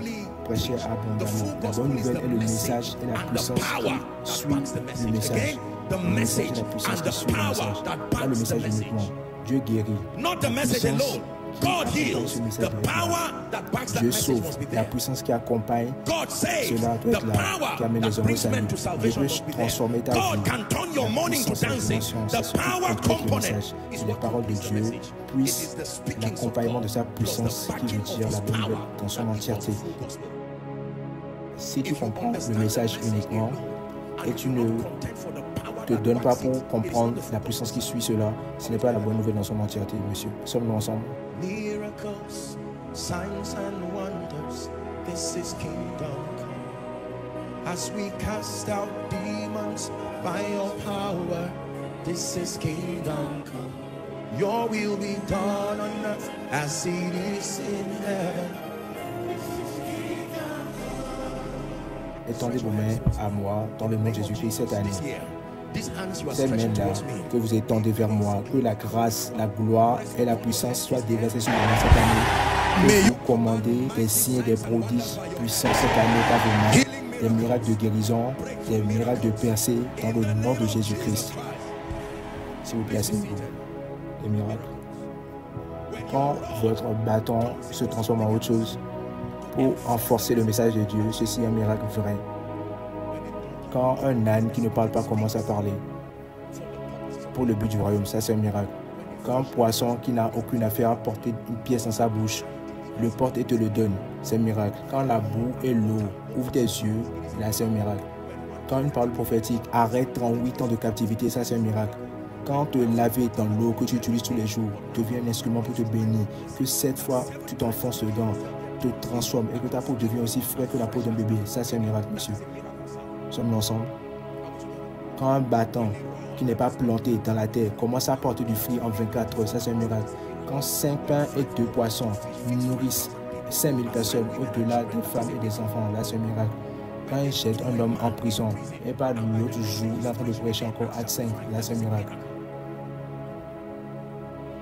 Et le jour suivant, il prêche encore, ça c'est un miracle. Quand un aide en Amérique qui ne t'a jamais vu te voit en vision et t'appelle avec précision et dit que Dieu m'a oint et m'a donné une commission de te bénir, de bénir ta famille de janvier jusqu'à décembre, ça c'est au-delà d'un témoignage. C'est un signe, un prodige. Un signe, un prodige. Un signe, un prodige. Alléluia. Comment tu conduis, jeune homme et jeune fille? Est-ce que vous avez entendu ce témoignage? Que tu es en train de conduire et tu passes un homme et ton esprit dit quelque chose t'appartient ici. Parce que vous voyez, la Bible dit la croissance de la terre est à tout le monde. Cet homme-là est passé quelque part où son allocation était et l'Esprit de Dieu l'a ramené là. A mis un Cyrus là et en prenant cet homme-là, ces jours-ci où prendre quelqu'un peut te causer un problème, mais pas quand Dieu l'a commandé. Tu vas réveiller quelqu'un pour se tenir devant le portail de ton lieu de travail. Et pendant que tu te tiens là, il va dire, je suis venu voir quelqu'un, mais la personne n'est pas là. Mais est-ce que tu es intéressé par ce business? Est-ce que ceci devient le prochain chapitre de ta vie? Des coïncidences surnaturelles qui défient la compréhension de la science. C'est une ordination pour ta gloire. La Bible l'appelle la sagesse cachée des dieux que même les princes ne connaissaient pas. Les princes de ce monde. Alléluia. Dieu utilise des étrangers pour régler le problème des gens. Je vous le dis, il le fait. Il le fait, je vous le dis. Il le fait. Quand Dieu veut produire des résultats dans ta vie, il peut amener ton père à te donner du pain et dit amène-le à tes frères là où ils se battent. Et tu vas arriver là et voir Goliath en train de se manifester. Tu ne sauras pas que cela était caché afin que tu trouves l'ennemi qui te donne un trésor qui vient du roi. Sommes-nous ensemble maintenant? Lisez la Bible et vous allez voir les occurrences mystérieuses qui ont amené à l'élévation des hommes. Abraham rencontre Abimelech, un homme qui le regarde ne sachant pas. Il a même menti que c'est sa sœur. C'était à peu près vrai, mais basé sur cette culture, le monde n'avait pas beaucoup de personnes, donc ce n'était pas un tabou. Mais maintenant, il a dit mens, afin que l'homme ne te prend pas. Maintenant, le roi ne savait pas et a pris la femme et Dieu l'a prévenu. Et pour apaiser Abraham, il a réglé sa destinée en une fois avec des trésors. C'est quoi ces gens d'erreurs-là? Un jeune homme sort en une nuit, interprète le rêve du roi et en un moment devient Premier ministre. La Bible nous dit que certains eunuques ont été pris et amenés en captivité dans une terre qu'on appelle Babylone, la puissance du monde dans ce temps-là. Et la Bible dit que parmi ces eunuques-là, il y avait une classe particulière de jeunes hommes. Ils ont vu que c'était des jeunes exceptionnels. Daniel chapitre 1, et la Bible dit que Daniel a dit dans son cœur, il ne va pas se souiller avec les portions du roi. Ils ont remarqué qu'ils n'étaient pas en train de manger. C'est parce que la nourriture a été donnée aux idoles. Et l'homme a dit, ne laisse pas le roi me tuer. Tu as été sélectionné parmi les gens. Vous allez servir le roi dans son royaume. Vous allez faire partie de son équipe royale. S'il vous plaît, mangez pour qu'on ne me tue pas. Il a dit, teste-nous. donne-nous des fruits pendant 10 jours et teste notre intelligence, notre forme physique, etc. Et après 10 jours, il lui a prouvé qu'ils étaient plus frais, 10 fois plus que les autres. C'était juste le commencement des exploits de Daniel. C'était un signe prodige. Le roi aura un rêve et voulait tuer tout le monde. Je me demande quel type de roi est celui-là. Qu'il a eu un rêve lui-même, il a oublié, et maintenant il veut tuer tout le monde pour ne pas se rappeler de son rêve. Et Daniel a dit que le roi ne soit pas préoccupé et rapide, qu'il a un Dieu dans les cieux. Il est reparti, il a commencé à consulter la sagesse au-delà de ton imagination. Il avait dit, alors le secret a été révélé à Daniel dans une vision de la nuit. Il a remercié le Dieu des cieux, revenu parler à Nebuchadnezzar, et cela est devenu son élévation. Vous allez lire après que Daniel a été élevé, il est devenu un des 3 présidents. En effet, des fois, il était mis à côté avec les aînés du royaume, aliéné de tout problème qui pouvait lui arriver. J'ai appris après que c'est la raison pour laquelle il n'était pas là avec Shadrach, Meshach et Abednego. Il n'était pas mis les aînés. C'est un statut qui lui a été donné. Tout problème dans la terre ne les affecte pas. Des signes et des prodiges. Des signes et des prodiges. Des coïncidences mystérieuses. Quelqu'un va t'appeler et il va penser que c'était une erreur. Il a tapé un numéro qui n'était pas le tien, mais c'est ton numéro qui a été appelé. Il dit, es-tu prêt pour l'emploi? Il dit, je ne suis pas sûr à qui je suis en train de parler. J'espère que vous n'êtes pas en train de chercher à m'anarquer. Il dit, non, je suis le CEO de cette compagnie. C'est le numéro qui était sur ma table. Comment c'est arrivé là? N'a-t-il pas des anges qui sont envoyés pour ministrer à ceux qui sont les héritiers du salut? Écoutez-moi, laissez-moi vous dire ceci. Nous ne devons pas agir comme des bêtes parce que nous sommes spirituels. Mais nous devons faire attention parce que l'Église est petit à petit en train d'entrer dans une dimension où nous négligeons la spiritualité pour devenir des scientifiques. Une fois une chose est spirituelle à l'extrême, tu te dis que ça ne marche pas comme ça. Dieu n'est pas stupide. Avec l'interférence des signes, des miracles et des prodiges, la logique aurait échoué le programme de Dieu. La logique a amené le programme de Dieu jusqu'à présent. Mais quand tu es dans un trou avec des lions, la logique ne marche plus là. Quand tu es au sein de feu, la logique ne marche plus là. Quand tu es dans un puits qui est sec pour te tuer, la logique ne marche plus là. La logique est bien, les principes sont très bien. Mais tu arrives à un point où tu peux voir les limitations. Et à ce point-là, il dit, un ange de l'Éternel est apparu devant moi. Il a dit qu'il n'y aura aucune perte. Aucune perte. Aucune perte. Par le temps là, tout le monde devait mourir. Mais l'ange du Seigneur est venu, envoyé par Dieu. Il n'avait pas dit, ils sont allés jusqu'à ceux qui sont apparus sur l'île qu'on appelle Milita. Expectez des signes et des prodiges dans votre vie cette année. Cette année, ce n'est pas une année de XY, non. 1 plus 1 est 2. Mais quand ton propriétaire augmente ton loyer, 1 plus 1 doit devenir 1000 rapidement. Sinon, la honte va t'attraper là et te mettre à nu. Dieu ne néglige pas l'application des principes du royaume. Il les a créés lui-même. Mais il est assez sage pour savoir que les principes ne fonctionnent uniquement que quand les hommes ne sont pas méchants. 1 plus 1 peut être 2. Mais quelqu'un va réduire moins 1 à cause de son statut. Et ton 1 plus 1 sera toujours 1. 1 plus 1 sera toujours 1. 1 plus 7 sera toujours 1. Et quelqu'un va dire, parce que tu es Yoruba, ton 1 plus 1 va demeurer 1. Ton 1 plus 1000 va demeurer 1. Parce que tu es Igbo, ton 1 plus 1 million va rester 1. Et parce que tu es Hausa, ton 1 plus infinité va demeurer 1. Que les hommes peuvent manipuler les principes et faire croire que cela ne porte aucun fruit. C'est là où tu as besoin de signes et de prodiges. Sommes-nous ensemble, quelqu'un regarde ton enfant et dit parce que cet enfant l'a pris, il aime le Seigneur. Et son attitude est toujours en train de juger le fait qu'on n'est pas sérieux. On va le faire échouer à l'école. Ce n'est pas un produit de manque d'intelligence. C'est qu'un enseignant a pris selon lui-même, aveuglé par les esprits démoniaques pour frustrer ton enfant. À ce moment-là, cet enseignant a besoin d'une visitation de la nuit. Le surveillant ne peut rien faire là. L'élève ne peut rien faire là. Mais un ange peut faire quelque chose. Il a un rêve qui le prévient. Ne touche pas cet enfant. Cet enfant est un enfant de prophétie. Cet enfant, c'est un enfant d'alliance. Il y a beaucoup de combats qui peuvent s'arrêter tout simplement quand Dieu se manifeste très facilement. Par exemple, Dieu peut se manifester et parler à quelqu'un et dire « Mon serviteur n'est pas quelqu'un de paresseux. Il a besoin de 30, 40 millions pour sa maison. Il a 10 millions. Les 1 milliard que je t'ai donné, je t'ai dit que tu vas enlever quelque chose pour aider le corps. Enlève quelque chose et aide cette personne-là. Parce qu'il y a un enfant dans cette maison qui sera un homme de Dieu. Afin qu'il ne soit pas découragé et entre dans une vie qui n'est pas de Dieu. Il y a des façons mystérieuses par lesquelles Dieu fonctionne. Dieu prie pour vous qu'il y ait un agenda d'occurrence prophétique et mystérieuse dans votre vie. Dans le nom de Jésus-Christ. J'aurais voulu avoir le temps, je vous aurais dit des histoires et des histoires dans ma vie et dans Koinonia, des occurrences qui sont mystérieuses. Vous n'allez pas croire. Des choses qui sont manifestées après comme des bénédictions. Que si vous les voyez de son point initial, vous n'avez jamais cru qu'une bénédiction peut sortir de cela. un étranger que tu as rencontré, quelqu'un qui t'appelle par erreur, quelqu'un à qui tu donnes des conseils, tu ne savais pas que tu es en train de donner des conseils à ton aide de destinée. Sommes ensemble. Il y a un jeune homme, une très grande personne qui fait un travail excellent dans l'immobilier. Ce jeune homme-là a été né de nouveau. Quand je suis allé prêcher dans leur université il y a des années en arrière, il a été né de nouveau dans cette rencontre-là. Et après, il est devenu un leader dans le campus. Et après plusieurs années, je ne savais même pas. Je crois que c'était après un service de Koinonia, un dimanche. Il est venu avec sa délégation pour me saluer. Il a dit, monsieur, vous pouvez pas. Aujourd'hui, Dieu m'a aidé. Voilà ce que je suis. Qu'est-ce que vous pensez qu'il va faire pour moi en se rappelant de ce qui s'était passé? C'est ce que je prie, que Dieu lève des personnes pour faire pour vous aussi. Si vous pensez que vous devez travailler pour tout dans votre vie, bon voyage à vous. J'aimerais entendre votre témoignage à la fin de vos souffrances. Mais ce qui me concerne, moi, dans le nom de Jésus-Christ, cette signature de signé prodige. Il a dit, moi et les enfants que le Seigneur m'a donnés, nous sommes des signés des prodiges en Israël. Alléluia. Écoutez-moi. Je suis en train de parler prophétiquement. Il y a une femme ici, tu es une enseignante. Un de tes étudiants va venir cette année. Cet étudiant-là va te donner une propriété, une maison. C'est un de tes étudiants que tu as enseigné il y a longtemps. C'est une maman, je parle à une maman. Tu étais une enseignante avant. Écris cela. Tu étais une enseignante. Un jour viendra cette année, un de tes anciens étudiants, il va venir. Tu n'es même pas au courant. Tu sais que tu enseignes les étudiants, mais tu ne connais pas cet étudiant-là. Il va venir, il va te bénir.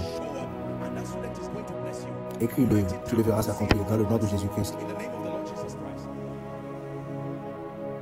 Combien d'entre vous ont été gentils envers quelqu'un dans votre vie dans les années passées?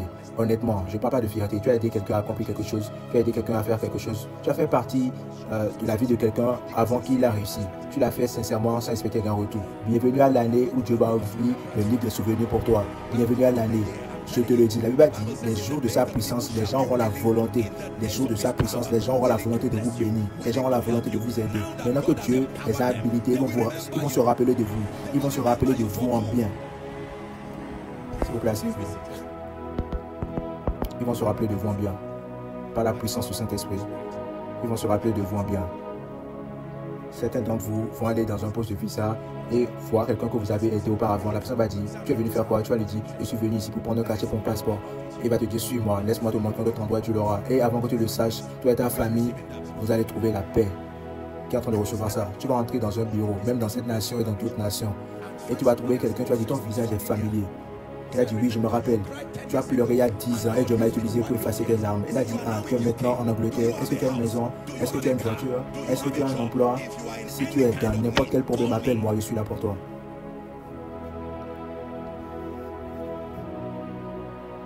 Est-ce que vous croyez ce que je dis?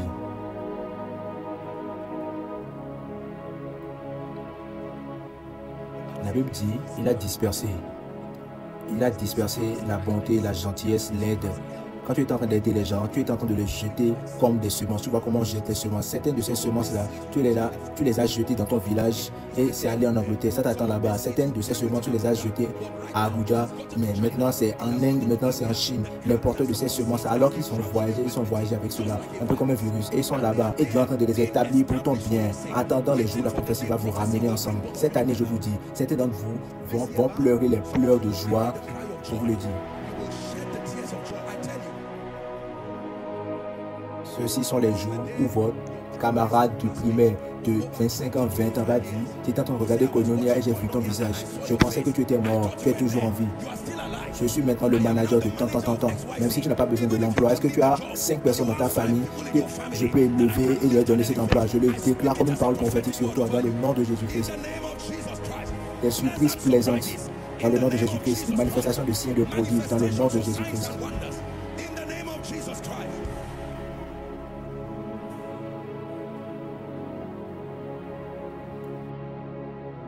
Des jours de miracles, des signes et des prodiges.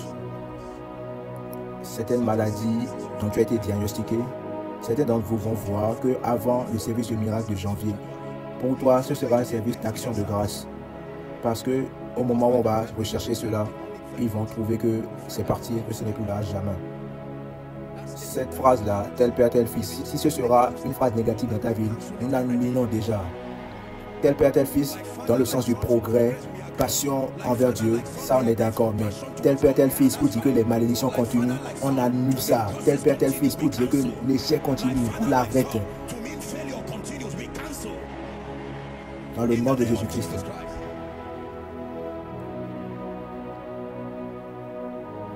Numéro 7. Les jours de sa puissance sont les jours gagnant des âmes massivement. Et nous nous rassemblons beaucoup à l'église. S'il vous plaît, écoutez-moi. Je suis en train d'établir un ordre pour nous avec lequel on peut courir cette année. Dieu est en train de recalibrer nos vies et nos concentrations. Les jours de sa puissance, pour nous référons à ces jours-là comme des jours où nous gagnons massivement des âmes et que nous nous rassemblons à l'église. Acte 2, donne 5 et 7, on va sauter à 37 après. Ceci, c'était après que le Saint-Esprit est tombé sur les 120. Ils étaient en train de prier en langue, prophétisant, parlant dans d'autres langues qu'ils n'avaient pas appris auparavant.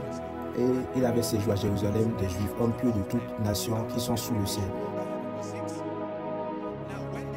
Au bruit qui eut lieu, la multitude accourut. Prenez note, la multitude accourut. Ils étaient là, mais avant cette manifestation de la puissance de Dieu, ils ne sont pas venus ensemble.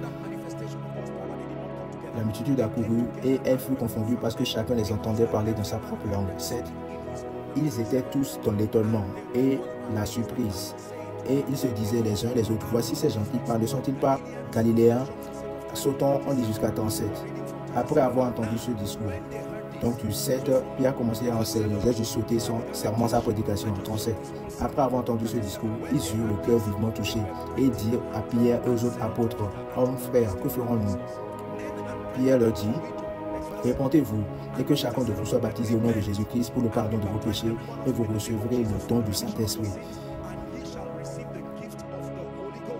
Car la promesse est pour vous et pour vos enfants et pour tous ceux qui sont loin et aussi grand nombre que le Seigneur notre Dieu les appellera. Et par plusieurs autres paroles, il les conjurait et les exhortait, disant, sauvez-vous de cette génération perverse. Prochain verset. Ceux qui acceptèrent sa parole furent baptisés. Donc vous voyez que les gens étaient sauvés, mais ils n'étaient pas juste là. Ceux qui ont été sauvés là ont été baptisés et en ce jour-là, le nombre des disciples s'augmenta d'environ 3000 âmes. Combien d'âmes? 3000 âmes. Prochain verset. Et ils persévéraient, j'aime ceci. C'est une chose d'être sauvé, mais c'est autre chose de persévérer. Être sauvé veut dire que les âmes ont été gagnées, sommes ensemble, mais continuer et persévérer, c'est le processus du rassemblement dans la maison de Dieu qui établit ces âmes qui ont été gagnées. Donc, ils persévéraient dans l'enseignement des apôtres, dans la communion fraternelle, dans la fraction du pain et dans la prière. Prochain verset. La crainte s'emparait de chacun et il se faisait beaucoup de prodiges et de miracles par les apôtres. Nous lisons jusqu'à 47. Tous ceux qui croyaient étaient dans le même lieu et ils avaient tout en commun. Ils vendaient leurs propriétés et leurs biens et ils en partageaient le produit en tout, selon les besoins de chacun. 46. Les mêmes là, les 3000 qui ont été sauvés, étaient chaque jour tous ensemble assidus au temple. Ils rompaient le pain dans les maisons et prenaient leur nourriture avec joie et simplicité de cœur. J'aime le verset 47. Louant Dieu et trouvant grâce auprès de tout le peuple.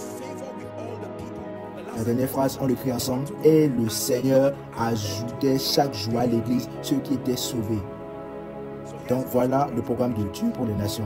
L'évangélisation, la prédication de la bonne nouvelle amène une récolte d'âmes. Mais ces âmes-là ne doivent pas seulement être sauvées et laissées pour pourrir. Retournons à mon enseignement pécheur d'hommes. Sommes-nous ensemble maintenant? L'un des grands problèmes dans le secteur agricole, c'est spécifiquement dans les nations du troisième monde, c'est le système pour garder dans des magasins et pour préserver ces récoltes-là. Je crois que j'ai raison. Gloire à Dieu. Alors, donc, des fermes dans les villages, au moment où ils rassemblent les tomates, des trucs qui périssent, comme les tomates et tout ce qui tourne autour de l'oignon, la plupart du temps, des fois, avant qu'ils ne transportent ça, peut-être à cause des mauvaises voies ou manque de moyens de préserver, avant qu'ils ne viennent dans la ville, un bon pourcentage de ces produits-là sont gâtés déjà. C'est comme ça que c'est avec les âmes aussi. Chaque nouveau chrétien en Christ, né de nouveau, est fragile. Le fait de se rassembler à l'église, c'est le processus qui garantit leur préservation et l'établissement dans la justice. Laissez-moi rester sur ceci pendant un moment. Tout le monde qui aime Dieu, toute église qui aime Dieu, mouvement apostolique et prophétique qui aime Dieu, doit directement être impliqué dans le fait de gagner des âmes et de rassembler l'église, rassembler les gens à l'église et gagner les âmes. Des campagnes évangéliques ne sont pas pour les évangélistes uniquement, pas juste pour les gens dans les 5 ministères. Rappelez-vous, quand j'ai prophétisé la croissance, les coïncidences surnaturelles, quelqu'un te donnait une maison, qu'est-ce que tu as dit? Amen. Nouvel emploi, tu as dit Amen. Assure-toi de dire Amen aux âmes aussi.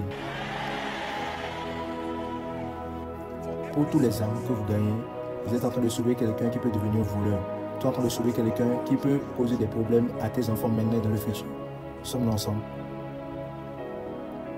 Gagner des âmes et rassembler les gens à l'église. Et je vous le dis, comme jamais auparavant, l'un de mes engagements avec Dieu, j'ai dit Seigneur, je suis prêt comme jamais auparavant d'être dépensé, de me dépenser pour toi, pour voir des multitudes venir dans ton église et voir des multitudes établies par ta parole. C'était mon engagement à Dieu et c'est toujours mon engagement aussi bien que je vis et que je me tiens ici et que j'ai le souffle dans mon corps. Ma vie tous les jours sera de gagner des âmes et d'établir les croyants dans la justice. Mais vous voyez, aucun homme ne peut faire ce business de gagner des âmes uniquement. N'importe quel moyen que tu utilises, on retourne à l'agriculture. Il y a quelque chose qu'on appelle la ferme mécanisée. Ça nous a permis aujourd'hui de prédire combien de terre en hectares dont on a besoin pour avoir une certaine quantité de produits fermiers. Et avec une précision digitale, on peut dire 2 hectares, 50 hectares peut produire sous une condition normale un tel nombre de produits. C'est arrivé à ce niveau-là. Il y a des outils agriculturels, des gadgets qui peuvent récolter une telle tonne de récolte pendant 24 heures. C'est comme ça que notre campagne de gain des âmes doit aussi augmenter. Et la sagesse de Dieu qui est à l'œuvre en nous va nous permettre de mettre en place des systèmes mis en place comme la technologie et la grâce de Dieu. Tu peux dire que je vais gagner 1000 âmes cette année. Ce nombre d'âmes cette année. Et tu sais que tu n'es pas en train de parler en vain. Tu sais que parce que c'est au centre du désir de Dieu, la grâce pour l'accomplir te sera donnée. Donc laisse-moi challenger quelqu'un ici. Premièrement à Koinonia Global, maintenant à tous ceux qui nous suivent. S'étendant au corps du Christ généralement, retournons et restaurons nos passions pour les âmes. Le ministère de gagner des âmes et de rassembler les gens à l'église, c'est la responsabilité entière de toute personne spirituelle, de toute famille spirituelle et de tout chrétien mature. Tout chrétien mature doit être enseigné pour savoir que peu importe ton domaine dans lequel tu es, en ce qui concerne les affaires de gagner des âmes, ça te concerne. Tu ne dois pas être un homme de Dieu avant de regarder cela. Tu n'as pas besoin d'être un prédicateur. Si tu as bénéficié de cette grâce, tu as été établi par cette même grâce-là, tu dois utiliser ta position, ton don, peu importe ce que Dieu t'a donné, pour être une extension de cette même chose-là, pour gagner des âmes. Alors quand je priais ce matin sur ces points-là, que je vous partage, je les mentionnais un à un pour prier sur eux, alors que vous allez entendre cela, que ça vienne habilité par le Saint-Esprit. Le Saint-Esprit a ramené ceci dans mon cœur et je vous ramène à vous tous cette parole. Engagez-vous cette année, engagez-vous que chaque semaine, vous allez directement vous impliquer dans le fait de gagner et de rassembler des gens à l'église, au moins une personne. Au moins une personne à l'église, pas 10. Ne fais pas des déclarations pas nécessaires dans la présence de Dieu parce que tu es en train de pleurer. Il y a beaucoup de personnes qui disent plein de choses à Dieu qui ne font pas. Et ils pleurent, regardant les vidéos de Billy Graham et dit Dieu, si je ne te donne pas 10 000 âmes avant janvier, que je meure. Non, tu es en train d'être infantile. 10 000 âmes sont très très difficiles à trouver, très difficiles. Spécifiquement parce que les êtres humains ont leur volonté. Quelqu'un peut t'écouter et dire ok c'est bien mais je n'aime pas Jésus-Christ et tu dois le respecter. Quoi à propos d'une âme, une seule âme par semaine, une par semaine. C'est quoi la probabilité de rencontrer une âme? Rappelez-vous que vous n'êtes pas en train de faire ceci seul. En ce qui concerne le business de la récolte, Jésus-Christ nous a enseigné que les anges font partie de ceux qui récoltent. On est collaborateurs avec ces anges et peuvent organiser des gens. Commencez avec les membres de votre famille, avec votre femme, votre mari. Imaginez-vous que si les milliers de personnes rassemblées dans cet auditorium-là et dehors, dans les extensions et tous ceux qui sont à Zaria, toutes nos expressions, imaginez-vous que vous avez toutes ces personnes ensemble et que chaque semaine, tu gagnes une personne et tu ramènes cette personne à l'église. Ne gagne pas juste la personne et dis, monsieur, si tu péris, je sais que tu iras au ciel. Non, ce n'est pas la volonté parfaite de Dieu. Apôtre, je cherchais quelque chose que Dieu veut que je fasse sur la terre. Avant de trouver cela, commence avec le fait de gagner les âmes. La grande commission, c'est le devoir de tout le monde. La prochaine fois où quelqu'un te dit, je n'ai pas découvert la volonté de Dieu pour ma vie, dis-lui, laisse-moi te donner quelque chose à faire. Commence à gagner des âmes. Tu vas trouver ta place dans le programme de Dieu. Sommes ensemble. Parce que on s'en fout de ce que Dieu t'appelle à faire. Le fait de gagner des âmes, c'est pour tout le monde. J'ai un engagement envers Dieu. Ça fait partie de mon alliance avec Dieu cette année qu'il y a un nombre d'âmes par sa miséricorde. Que chaque dimanche, de dimanche à dimanche, je dois le présenter comme un trophée à Dieu, ta majesté, en honneur à ton sacrifice. Ton sacrifice sur la croix, je te présente cette jeune femme qui a été sauvée si ce n'est pas koinonia ou évangélisation personnelle. Beaucoup d'entre vous savez à quel point vous avez de l'influence. Vous êtes élevé à un point où, avec le témoignage de sa grâce sur votre vie, ça ne doit pas être difficile de gagner une âme. Mais c'est juste que nous ne sommes pas intéressés par cela. Nous sommes intéressés par l'argent, nous sommes intéressés par la charité, et ces choses sont bien. Mais la charité ne sauve pas les hommes, jeunes hommes et jeunes femmes. Ça peut refléter une dimension de l'amour de Dieu et de sa gloire, mais ça ne sauve pas les hommes. Mais il doit avoir cette régénération-là dans le cœur des hommes. Donc je suis en train de donner à nous tous une instruction dans la justice et le média, s'il vous plaît. Chaque semaine, nous allons trouver un bon nom et appeler le projet. Nous allons trouver un bon nom et nommer le projet. Si je manque d'idées, vous allez me donner des idées. Je vous donne la liberté de donner un nom. Un nom basé sur la parole de Dieu, très intelligent, qu'on va utiliser une âme par semaine. Est-ce que c'est possible? Une âme par semaine. Chaque semaine, une âme. Vous essayez cela, vous allez voir comment votre autorité va se manifester. Vous n'aurez plus honte. Vous aurez confiance en vous-même. Certains d'entre vous sont appelés dans le ministère. Vous ne pouvez pas vous tenir devant ici pour témoigner à cause de la honte. Commencez avec une âme. Mon frère, je vais te faire savoir que Jésus t'aime. Voici le témoignage. Un jour, je vais vous enseigner ici. Quand on va commencer, on a une série entière sur la doctrine du salut. Et quelque part là, je vais vous enseigner sur les stratégies effectives pour gagner des âmes. Nous sommes ensemble maintenant. L'un des grands moyens de gagner des âmes, c'est par la puissance d'un témoignage personnel. Tu ne commences pas juste à dire à la personne, j'espère que tu sais que tu vas en enfer. Tu es en train de déranger la personne. Et dans notre monde là, actuel, avec la conscience légale qu'on a, tu peux aller au tribunal seulement. Tu peux dire à quelqu'un ce qu'il a fait dans ta vie. C'est la stratégie trouvée dans Jean chapitre 4, la puissance d'un témoignage personnel. La femme, au bruit qu'elle a couru pour aller aux gens, elle n'avait pas la capacité de leur dire quelque chose. Elle leur a dit, viens voir un homme. Je n'ai pas la puissance de te sauver, mais je peux t'attirer un homme qui est appelé sauveur. Je peux t'amener un homme qui est appelé guérisseur. Je peux t'attirer un homme qui est appelé l'aide. Cet homme-là n'est pas Joshua Selman. Joshua Selman se tient pour représenter cet homme. C'est Jésus, le roi des rois, celui Manger born, but on a tree. You died to save humanity. You are the living God. Bread of heaven, sent down from Lord. Yeah. Many things you were on earth. A holy king, a carpenter. Awesome ruler, Gentile redeemer, God with us, the leading, and what a friend we have in you. Jesus, Jesus, that's what we call you.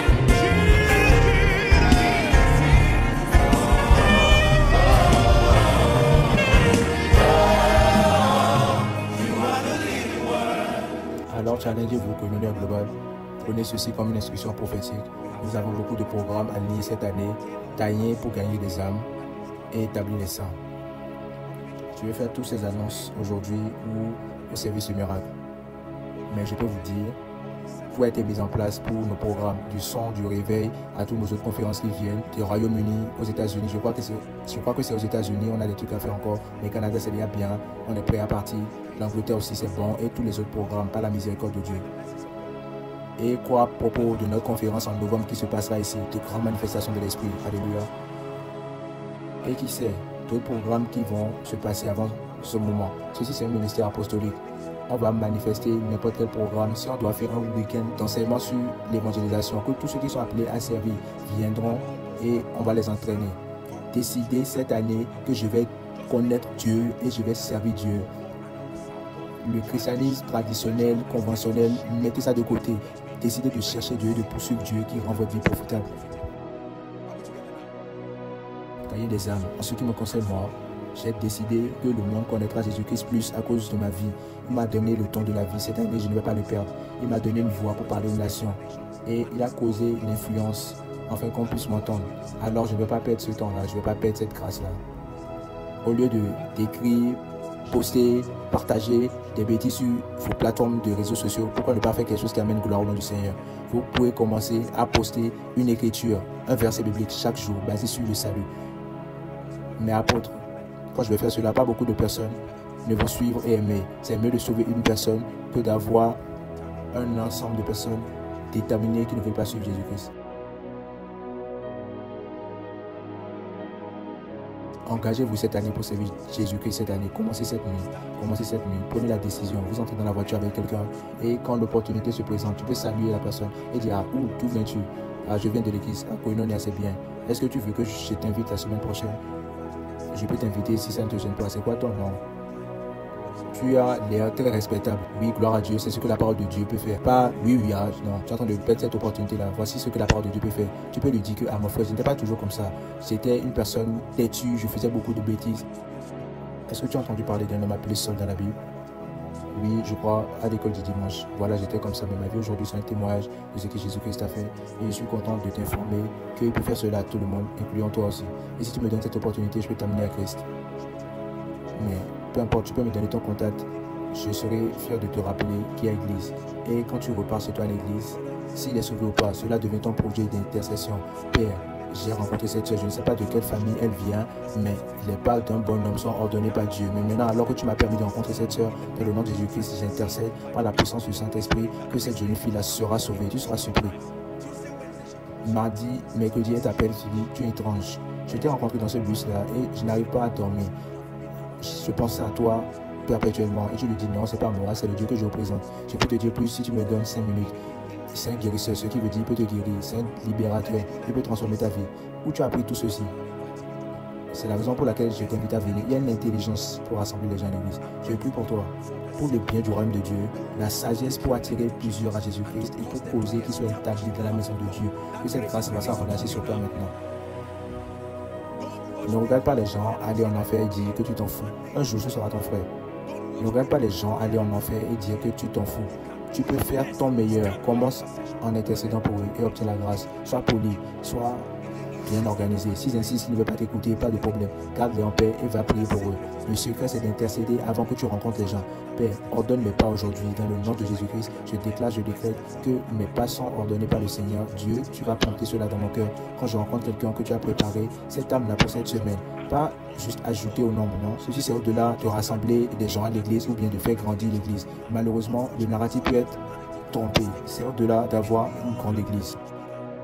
C'est attirer aussi nombreux qui vont entendre ce que vous êtes en train d'entendre maintenant. L'église peut rendre la société meilleure si beaucoup de personnes entendent des choses qui produisent le caractère, l'excellence, la diligence. Élevez vos mains et dites dans le nom de Jésus-Christ, je reçois la grâce d'être un gagnant d'âme. Je reçois la grâce d'être un gagnant d'âme.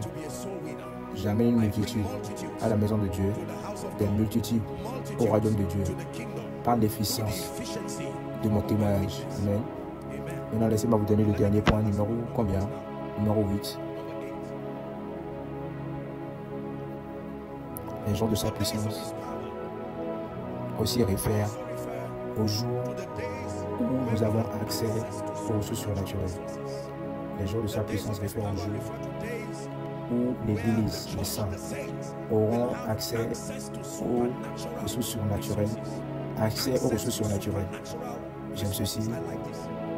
1 Corinthiens 29. Commençons rapidement à partir du verset 1. Accès aux ressources surnaturelles. Je sens dans mon cœur te déclarer une parole de bénédiction déjà, mais laissez-moi terminer cette écriture. Accès aux ressources surnaturelles, pour le moment des ressources financières et après des ressources humaines. Cette année, certains d'entre vous, ce que vous allez garder dans vos mains, vous serez surpris. Dieu va vous enseigner le but de ce qu'il va mettre dans vos mains comme ressources. Vous aurez dans vos mains des ressources extraordinaires cette année. 1 Corinthiens 29, verset 1. Allons-y.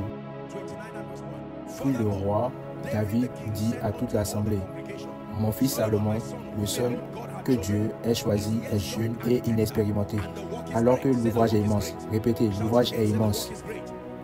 Car ce n'est pas pour un homme qu'il s'agit de construire le palais, mais bien pour l'Éternel Dieu.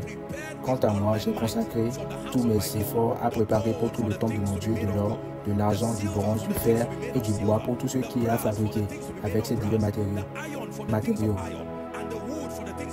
J'ai préparé aussi des pierres d'onyx et des pierres à enchâsser, des pierres brillantes et de diverses couleurs, toutes sortes de pierres précieuses et des blocs de marbre blanc en abondance.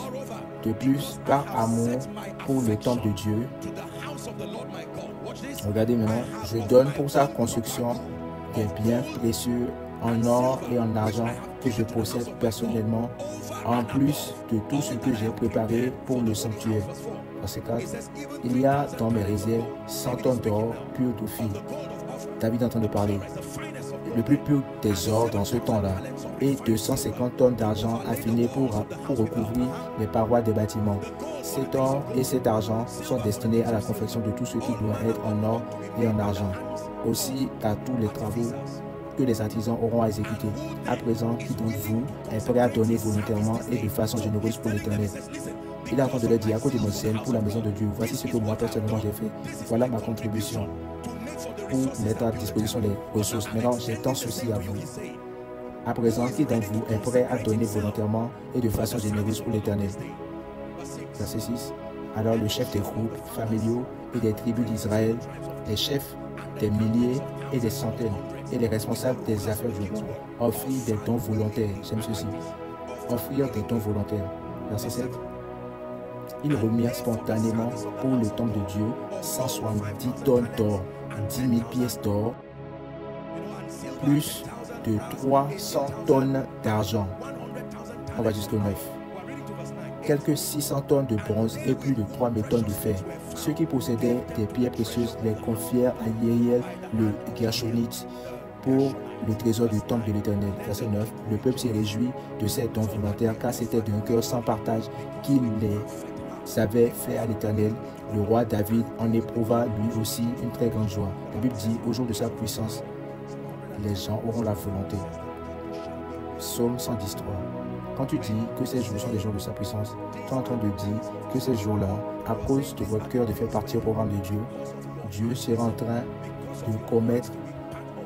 de vous donner une dimension incroyable de richesse. Je crois vraiment qu'il y a des gens ici, que Dieu va élever.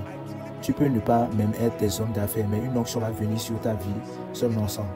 Et tu vas commander un niveau de richesse cette année et les gens vont se demander, je ne te connais pas, je sais que tu ne fais pas la fraude ou du blanchiment ou de l'arnaque, mais comment as-tu fait pour entrer dans ce niveau d'abondance de ressources? Et tu vas leur dire, le Seigneur mon Dieu, parce qu'il a vu mon cœur, que j'aime son travail et son programme.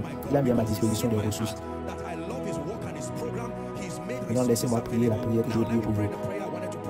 Dans le nom de Jésus-Christ, je déclare, je décrète que la grâce qui fait que vous ayez des richesses extraordinaires cette année, que cette grâce soit déversée sur vous, que cette grâce soit déversée sur vous.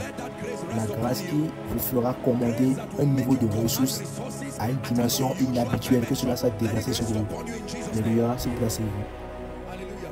Vous savez, jusqu'à présent maintenant, que sans l'accès aux ressources, premièrement financièrement et après des ressources humaines, seuls ensemble, vous n'aurez pas l'habilité de faire assez. Votre vision sera limitée, va stagner. Ça va presque mourir en un seul lieu. Je sais ce que vous avez des ressources pour le financer. La jeune fille qui est venue ici, qui donnait son témoignage, j'étais tellement touché. Je crois un jeune homme ou une jeune fille qui n'ont pas vu leur père accomplir aucun projet. Bâtir une maison, ce n'est pas un miracle à quelqu'un qui a les ressources. Non, ce n'est pas un miracle. Des fois, tu peux ne même pas aller au labeur de construire. Les gens l'ont déjà fait pour toi. Tu peux juste l'acheter jusqu'au jour où tu es prêt à bâtir le tien. Laissez-moi vous dire la vérité. Quand les finances entrent dans les mains des gens qui sont visionnaires et qui sont des saints, cela peut changer ces individus en des signes et des prodiges. Quand les finances entrent dans les mains des gens qui sont charnels, qui n'aiment pas Dieu, qui n'aiment pas son programme, ça représente mal Dieu. Nous ne sommes pas juste en train de parler de l'argent qui a une mission. Nous parlons de l'argent dans les mains de quelqu'un qui aime Dieu. Ce n'est pas juste parce que Dieu nous a envoyés que nous avons l'habilité de faire les choses que nous faisons. Il y a une place pour les ressources financières. Et si ces ressources-là ne sont pas là, le son du réveil ne peut pas arriver. La retraite que nous avons pour les travailleurs ne peut pas se passer. Tous les programmes, les services économiques ne peuvent pas se passer. Et combien d'entre vous savez que le programme de Dieu s'en fout s'il y a des crises dans le pays ou quelque chose a augmenté? Non, l'église va continuer à avancer, le programme de Dieu doit continuer. Écoutez-moi, si vous aimez le Seigneur sincèrement, je veux que vous priez de votre cœur, que Dieu vous donne l'accès. Il va vous faire confiance avec les ressources du royaume. Alléluia. J'étais en train de recevoir les lettres de certaines choses que nous avons à faire et ces choses qu'on envoie des écoles, ces lettres-là, pour vous informer des frais de scolarité. Pour certains de mes petits-enfants ici, là, ils vont vous dire poliment sur les fiches là que les frais de scolarité ne sont pas pareils qu'auparavant. Des fois, certaines écoles doublent les frais de scolarité x2 et vous donnent la raison qu'on introduit le repas pour les enfants et le repas peut être d'autres frais de scolarité, alléluia, mais vous devez payer. Savez-vous qu'il y a des parents maintenant qui doivent sélectionner quel enfant ira à l'école et lequel sera sacrifié? Est-ce que vous avez entendu parler de cela? Parce qu'ils ne peuvent pas se permettre de payer la scolarité de tous les 5. Ils vont dire, toi, l'aîné, tu as 11 ans, tu peux apprendre un travail. Le deuxième, tu iras à l'école. J'empêche cela sur tes enfants dans le nom de Jésus-Christ. J'empêche cela sur la vie de tes enfants. Je le dis encore, j'empêche cela sur la vie de tes enfants. Il n'aura jamais à entendre que tu dois garder tes enfants dans un désavantage alors qu'il est en train d'être élevé, la grâce aussi s'élève. Certains d'entre vous ici n'ont pas juste payé la scolarité de vos enfants. Vous allez aller au management de l'école et sélectionner 10 enfants moins privilégiés. Et s'il vous plaît, que cela soit dit aux parents qu'une personne anonyme a payé leur scolarité, que cela soit votre témoignage. Alléluia. Mon cœur est vraiment en douleur quand je vois des gens qui sont limités pas par leur paresse. Si un jeune homme est limité par sa paresse, par son manque de sérieux, alors c'est son problème à lui.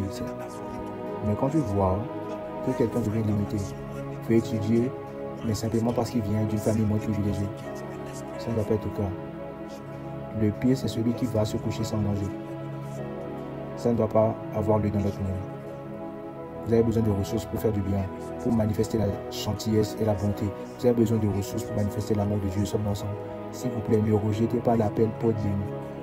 Il y a assez d'habits que tu peux porter. Tu ne peux pas dépenser tout ce que tu as, même les nourritures. Tu ne peux pas tout manger. Combien de voitures peux-tu conduire? Tu ne peux pas te diviser en 3. Ta voiture dans une voiture et les autres dans d'autres voitures. Non. Toi seul, tu peux entrer dans une voiture à un moment, mais tu peux partager ta gentillesse à 1000 et 1000 enfants peuvent en profiter. Tu peux partager l'amour en 1000 et 1000 personnes vont bénéficier de cela. Quoi à propos de supporter le programme de Dieu? Certains d'entre vous ont le cœur. Chaque fois où tu viens à Koinonia, tu peux voir que tu as le désir de donner pour le programme de Dieu. Et tu as dit, Seigneur, si je peux le mettre dans mes mains, il n'y a rien que je ne ferai pour toi. Que Dieu réponde à cette prière cette année. Il y aura une croissance incroyable des entrepreneurs du royaume. Vous allez voir des jeunes hommes dans leur vingtaine, des garçons dans leur vingtaine, des jeunes filles dans leur vingtaine. Je ne parle pas de fraude. Non, je parle des idées divines, des stratégies par l'Esprit de Dieu qui vous causent à commander une dimension de richesse incroyable. Une richesse qui ne va pas vous distraire, qui va garder votre vision et votre passion pour Dieu intacte. Alléluia. Je déteste la pauvreté de tout mon cœur. Je vous le dis. Et la raison pour laquelle je déteste cela, c'est parce que numéro 1, ça peut limiter le travail du royaume. La pauvreté peut dégénérer l'honneur de la vie d'un homme. Ça peut réduire un homme à rien. Commencez avec les frais de scolarité. Commencez avec le prix de la nourriture. Le challenge économique, en vrai, ce n'est pas un problème nigérien seul. C'est devenu un problème global. Sommes ensemble. Le feu économique est en train de brûler partout. Il n'y a pas de nation qui n'est pas en train de sentir cela. Donc, ce n'est pas un problème spécifique pour le Nigeria. En vrai, c'est cette année où vous devez recevoir l'intelligence et la grâce pour définir votre proportion à vous. Le Seigneur est mon berger, je ne manquerai pas. Je ne manquerai pas. Dites-le, je ne manquerai pas. Je ne manquerai pas. Si quelqu'un croit dans la pauvreté, honorez-le, respectez-les et continuez à intercéder pour eux. Mais en ce qui me concerne, moi et vous, écoutez-moi, parce que vous êtes dans cette maison. Vous êtes venus sous l'influence de cette grâce, dans le nom de Jésus-Christ. Cela doit parler dans votre vie. Que l'œuvre de vos mains sera incroyablement bénie et récompensée cette année. Que les aides vont venir envoyées par Dieu pour subvenir aux besoins de votre vie. Pour quelqu'un ici, un étranger va t'appeler et va dire, écris ton budget. Et sois aussi honnête que tu peux. Si tu as besoin de cela pour ton établissement, écris-le. Si c'est pour une boutique ou un produit, écris-le et soumets-le. Tu vas le soumettre 5 minutes après. x2 de ce test-là, ce montant va entrer. Et tu auras la liberté d'être établi dans le nom de Jésus-Christ. Alléluia. Je crois, alors que vous êtes venus, je ne sais pas s'ils ont déjà partagé cela, les tracts, les stickers pour cette année. Vous n'avez pas payé un naira pour cela, mais avec tout le respect. Vous voyez, merci à Dieu. Je sais que dans d'autres cercles, vous pouvez payer pour cela. La raison pour laquelle on peut le faire sans demander de l'argent, c'est parce que nous avons l'amour pour Dieu, mais le privilège de son aide pour le faire. Allez demander à quelqu'un un imprimeur, combien cela coûte. Quelqu'un m'a rencontré, m'a dit, apôtre, tu fais le ministère d'une façon bizarre, tu ne vends rien, tu ne fais rien, comment tu génères les fonds? Sommes ensemble. Quand Dieu te bénit, je vous le dis, la bénédiction de Dieu te préserve ton intégrité. Sommes ensemble maintenant. Je peux vous dire ceci par la miséricorde de Dieu. J'ai vu beaucoup de personnes honnêtes qui aiment Dieu. Ils aiment Dieu avec sainteté et intégrité. ils ne se compromettent pas dans la doctrine de Christ, mais leur limitation, c'est les finances. Seulement ça. Alors que nous sommes dans le culte actuellement, tu te rends compte que le groupe électrogène s'est éteint. Pas qu'il y a un problème, mais c'est parce que l'essence est terminée. Mais ça s'est terminé parce qu'il y avait juste 1 litre qui a commencé le service. Et le service technique va commencer à pleurer, il va dire, faisons vite, faisons la grâce. Non, ça ne va pas être cela. Ces jours-là, je déclare que ça aille derrière vous, le nom de Jésus-Christ. Ces jours de manque, que ça aille derrière vous. Que ça aille derrière vous, dans le nom de Jésus-Christ. Savez-vous ce que cela veut dire par la miséricorde de Dieu, d'être dans votre propre maison, ou au moins dans un appartement, que tu peux payer confortablement sans mentir, que quand tu vois ton propriétaire, tu peux le saluer, tu dis, ah, tu vas à l'église encore. Je me rappelle que tu souffrais il y a 2 ans, tu m'as menti et tu as confessé. Oui, bon, j'ai trouvé la grâce, Dieu m'a montré sa miséricorde cette année. En janvier, tu payes le loyer de avril et l'homme dit, ah, qu'est-ce qui s'est passé? Tu dis, à la bonté de Dieu. Sommes-nous ensemble? Et par l'année prochaine, le propriétaire quitte sa maison en train de s'étendre, tu es en train de t'étendre, tu dis, j'ai vu quelqu'un entrer dans une nouvelle maison, je ne savais pas qui c'était. Est-ce que tu n'étais pas mon locataire? Tu dis, oui, j'ai été aidé par Dieu, c'est ma maison maintenant. Vous croyez-vous que vous allez demeurer comme ça à jamais? Dites non encore. Même si tu dis oui, j'interdis cela de ta part. Je vous ai dit ceci ici, par la miséricorde de Dieu, je ne vais jamais élever un peuple qui est juste vibrant spirituellement. Non, votre croissance spirituelle est le premier devoir que j'ai. Mais vous devez être bénis. Les gens bénis par l'intégrité, par la justice de Dieu.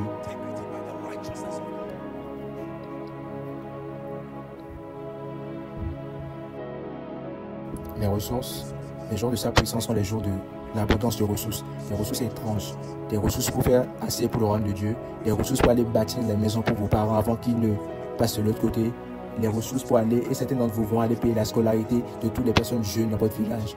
Vous allez écrire des budgets de programmes de croisade avec un big cœur. Vous allez amener la paix à beaucoup d'hommes de Dieu alors qu'ils c'est Dieu, dans le nom de Jésus-Christ. Maintenant, très rapidement, comment vous vous connectez au flot de puissance? 4 clés, je suis en train d'enseigner, je vais juste lister et nous allons prier. Je vais vous donner 5 clés, disons 5 clés. Maintenant que vous comprenez l'implication d'être dans les jours de sa puissance, apôtre, comment dois-je me connecter? Il y a des enseignements compréhensifs. Donc, ne vous inquiétez pas, on est à la maison, on va revenir sur cet enseignement-là après, sur toutes ces clés-là. Mais numéro 1, la première clé pour se connecter à ce flot de puissance, c'est que vous devez croire en la parole qui a été envoyée. Luc 1,45. Vous devez croire en la parole qui a été envoyée. Soyez convaincu que je vous ai parlé. Béni soit celle qui a cru. Parce qu'il lui sera fait une performance des choses qu'elle a cru. Criez, je crois. Donc la première chose, c'est que vous devez croire en la parole. Si vous pensez que c'est juste une parole de communion, non, j'ai pris le temps de prier cette parole prophétique dans ma propre vie. Seigneur, je crois. Je ne vais pas juste venir l'enseigner, je suis dans les jours de sa puissance. Quelqu'un déclare, je suis dans les jours de sa puissance. Numéro 2. La deuxième clé pour se connecter au flot de puissance, c'est que vous devez prendre la décision d'acquérir une nouvelle capacité d'illumination, de grand niveau de révélation, grand niveau de connaissance, grand niveau de compréhension spirituelle. Vous ne devez pas juste déclarer que je suis dans les jours de sa puissance. Non, vous devez supporter cette détermination avec votre désir pour avoir des révélations. Je vous le soumets par la miséricorde de Dieu. Que comme toujours, je suis déterminé à jamais, chaque semaine, de servir la révélation de la parole de Dieu qui ravit votre compréhension spirituelle. Décidez-vous de vous élever dans la révélation de Dieu. Plus élevé votre compréhension spirituelle, le plus élevé vos espoirs seront. Numéro 3, c'est quoi le troisième moyen de vous connecter à la puissance de Dieu? Étendez votre capacité spirituelle à travers une vie de prière consistante. Étendez votre capacité spirituelle à travers une vie consistante de prière. La puissance c'est comme une huile, l'onction. Si votre capacité est petite, quand vous mettez de l'huile dans un plastique, un contenant ou une bouteille, quand c'est rempli, toute autre huile que vous remettez commence à se renverser. Donc le plus grand votre capacité, le plus tu peux porter la puissance de Dieu. La capacité pour percevoir, la capacité pour recevoir et la capacité pour retenir ce que tu as reçu. Tu peux recevoir toute cette capacité-là dans le milieu de la prière. Encore, la capacité de percevoir le discernement. Tu peux entraîner ta faculté de discernement dans la prière. Tu peux entraîner bâtir et étendre ta capacité à recevoir dans le lieu de la prière. Et tu peux bâtir la capacité pour retenir. Pour retenir. Pour retenir. J'étais en train de passer devant l'une des maisons où j'ai vécu auparavant et j'ai vu ce réseau de tanks géants. Un réseau de tanks géants. Je crois que la distance sera au moins des centaines de mètres. Juste des tanks. Et j'ai dit oui, voilà le genre de capacité qui peut servir les gens dans ce ensemble de maisons. S'il y a 100 maisons, des centaines de maisons, tu as besoin de ce niveau de tank-là. Si tu veux servir une nation et ton tank, ton réservoir, c'est juste quelque chose qui peut servir de maisons. Non, tu ne peux pas servir des nations. Tu dois étendre ta capacité. Répétez, j'étends ma capacité. Répétez encore, j'étends. Que cette année soit l'année où vous vous engagez dans la prière consistante. Prions dans l'esprit. 1 Corinthiens 14, 4. Prions en esprit. Bâtissez-vous dans votre foi la plus saine. Réveillez-vous le matin, priez. Réveillez-vous la nuit, priez. En allant à l'école, priez. Pendant vos temps de retraite, priez. Sommes ensemble. Étendez vos capacités spirituelles si vous voulez vous connecter à ce flot de puissance cette année. Numéro 4, ceci c'est un point très important. S'il vous plaît, ne perdez pas ceci. Gardez à cœur votre profession de foi, vos confessions de foi. Vous devez garder vos paroles en train de parler uniquement ce que Dieu a dit. Gardez vos professions et vos confessions de foi sans secouer parce qu'il est fidèle celui qui a promis. Quand vous vous levez le matin, ce n'est pas l'année de dire « Ah, voici la situation ». Ce n'est pas l'année pour dire « J'ai fait le meilleur, rien ne marche ». Ne parlez pas comme ça. Attachez-vous, maintenez, enracinez-vous dans votre déclaration de foi. Vous vous levez le matin, vous déclarez dans le nom de Jésus-Christ, je suis dans les jours de sa puissance. La sagesse de Dieu est à l'œuvre en moi. Quand je sors aujourd'hui, mes pas sont ordonnés par le Seigneur. La faveur m'accompagne. Je suis très en retard pour la tragédie. Mes yeux ne verront pas le mal. Le désir du malin va retourner à lui. Mais en ce qui me concerne, le Seigneur est mon héritage. Je vais en avant, je vais en haut.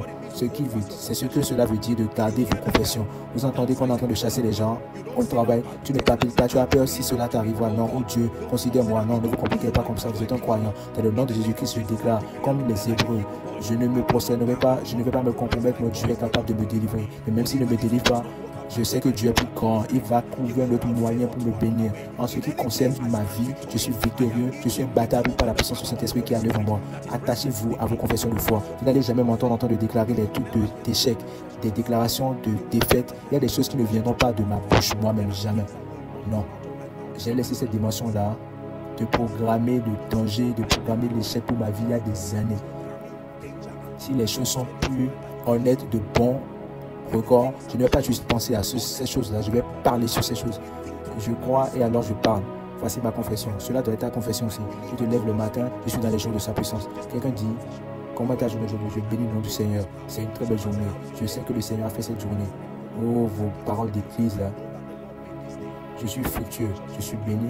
Je suis un jardin bien arrosé, visible assez pour que mes aides de destinée me voient, visible assez pour que ceux qui vont me lever de me voir. Je suis enraciné dans la pensée des gens qui sont intéressés par ma croissance. Ils ne m'oublieront pas. Je suis la justice de Dieu en Jésus-Christ. Par Dieu, je cours à travers des trous. Par mon Dieu, je me lève au-dessus des murs. L'œuvre de mes mains est bénie. J'ai la mentalité de Christ. Koinonia est bénie. C'est moi qui suis en train de prier comme ça. Dans le nom de Jésus-Christ, tout le monde qui vient s'asseyant sous cette grâce, en train d'apprendre et d'entendre la parole de Dieu. La parole de Dieu est en train de rentrer dans le manque de foi dans leur cœur. Et la semence de gloire et de grâce est en train de porter en eux. Le son du réveil est béni. Le rassemblement des travailleurs aussi est béni. Tous les travaux pendant cette année sont bénis. Et ne veut pas la présence de Dieu. Les nations se connectent à ce que Dieu fait ici. Et les résultats se voient, se manifestant dans leur vie à chacun. Vous déclarez des choses de justice. Ne parlez pas de défaite. Je ne dirai jamais que je suis pauvre. Personne ne va prêcher et me faire entrer dans cela. Jamais. Sommes ensemble. Je ne déclarerai jamais que je suis faible. Jamais. Je préfère me taire que de déclarer ce que je ne crois pas. Sommes ensemble. Si je m'assois à côté de quelqu'un, la personne est en train de faire la publicité du manque de foi, je ne vais pas l'insulter. Je vais juste rester tranquille et utiliser les paroles comme tout va bien. Mais je ne vais pas t'accompagner, déclarer des problèmes négatifs. Non, je serai diplomatique. Mais je ne vais jamais confesser la négativité. Parce que ma destinée s'en fout si je suis en train d'être diplomatique ou pas. Si tu envoies la parole, ça attrape la parole comme les semences. La Bible dit, ne dis pas devant un ange que j'ai fait une erreur. Et j'espère que vous savez maintenant que ceux qui portent la lumière ont une façon de parler. Ésaïe 8, verset 20. Et s'ils ne parlent pas de cette façon, c'est parce qu'il n'y a pas de lumière en eux. S'ils ne parlent pas de cette façon, c'est parce qu'il n'y a pas de lumière en eux. Quand il y a la lumière en toi, il y a une façon dont tu parles. Déclarez, je suis victorieux. Répétez-le, je suis victorieux. Alors, numéro 4, attachez-vous à vos confessions de foi. J'ai écrit ici, gardez vos pensées et vos cœurs concentrés sur ce que Dieu est en train de faire, pas votre réalité actuelle. Pas pour ignorer votre réalité actuelle, mais pour superimposer le découragement qui vient de votre réalité actuellement dans la parole de Dieu. Vous trouvez cela dans 2 Corinthiens 4, 18. Il dit, alors que nous ne regardons pas aux choses qui sont visibles, mais les choses qui sont visibles, parce que les choses qui sont visibles sont temporaires, mais les choses qui ne sont pas visibles sont éternelles ou demeurent longtemps. Numéro 5.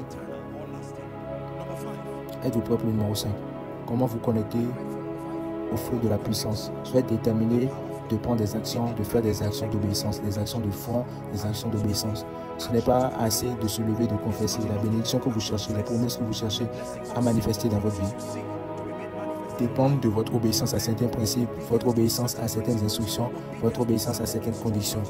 Vous devez obtenir la grâce et être déterminé de mettre des décisions et de faire des pas d'obéissance. Hébreux 10, 26. Hébreux 10, 36. Vous avez besoin de patience après avoir fait, pas juste dire, pas juste désirer, pas juste enseigner. Après que vous ayez accompli la volonté de Dieu, vous obtenez ce qui vous est promis. Vous allez uniquement recevoir la promesse après que vous ayez fait. Jacques 1, 25. La Bible dit que quiconque regarde dans la loi parfaite de la liberté, n'étant pas un oubliant de ce qu'il a entendu, mais un faiseur. Répétez, je suis un faiseur de la parole de Dieu. Je suis un faiseur de la parole de Dieu. Cet homme, peu importe qui il est, sera béni dans ce qu'il fait. Laissez-moi faire un recap encore une fois et on est prêt à prier. Se connectant au flot de la puissance dans cette saison que Dieu a appelée les jours de sa puissance. Numéro 1, croyez dans la parole qui est envoyée. Il a déclaré la parole. Croyez-la, recevez-la, soyez prêts à courir avec elle. Numéro 2, attachez-vous pour un niveau supérieur de révélation. Ce qui veut dire que vous devez vous assurer que chaque semaine, votre cœur est prêt et disponible pour recevoir. Quand vous venez à l'église, ne dansez pas juste et dormez, partagez la grâce et partez. Non, venez avec une détermination, quelque chose à écrire, participez au service. Ça a été designé pour augmenter les dimensions de vie dans votre vie. De l'annonce, de la prière d'ouverture, de l'annonce, de l'adoration, tout ce qui est en place a été mis en place pour votre croissance. Numéro 3, étendez votre capacité spirituelle. Priez, priez. Étendez votre capacité spirituelle. Homme de Dieu, étends ta capacité spirituelle. Le niveau prochain de l'onction de guérison a besoin d'être étendu. Ta capacité actuelle ne peut apporter cette grâce-là. Tu dois étendre ta capacité, dans le lieu de la prière. Étendre ta capacité. Tu n'es pas un élastique qui est étendu et qui revient. Non, tu peux t'étendre dans une version qui peut déclarer une parole prophétique et guérir des nations à cause de la capacité spirituelle que tu portes. 4. Maintenez et attachez-vous à votre déclaration de la foi. Je crois que c'est bien pour moi cette année. Je crois que les aides de destinée viennent dans ma vie, viennent à communion. Je crois que tout le monde sous cette grâce est béni. Des hommes puissants et femmes puissantes qui s'élèvent de ce ministère, des capitaines d'industrie s'élèvant de ce ministère, des multimillionnaires, milliardaires s'élèvent de ce ministère, servant la volonté de Dieu. Dans le nom de Jésus-Christ, je crois que les enfants dans ce ministère sont enseignés de l'Éternel, grand est leur Père. On ne va pas élever des voleurs dans ce ministère. Dans le nom de Jésus-Christ, je déclare que les perdus viendront et rencontreront Dieu. Ils trouveront l'espoir. Aucun service n'est ordinaire ici. C'est moi qui suis en train de prier pour vous. Et maintenant, numéro 5, soyez déterminé de faire des actions, de prendre des actions, d'agir sur la parole. Chaque fois que l'instruction est venue, vous avez déjà entendu l'instruction pour cette année sur le fait de gagner des âmes. Une âme par an. Une âme par an. Je le fais, Seigneur, parce que je t'aime, mais je le prends comme parole prophétique connectée à mon élévation cette année. Maintenant, levez-vous, gardez la main de quelqu'un pour que nous puissions prier. Gardez la main de quelqu'un. Nous prenons 1 minute ou 2 pour prier la parole prophétique dans nos vies. Êtes-vous prêts? Priez en esprit pendant 1 minute de remerciement pour la parole que vous avez reçue. Les jours de sa puissance. Vous êtes en train d'être positionné pour courir avec la parole. Priez en esprit pendant 1 minute.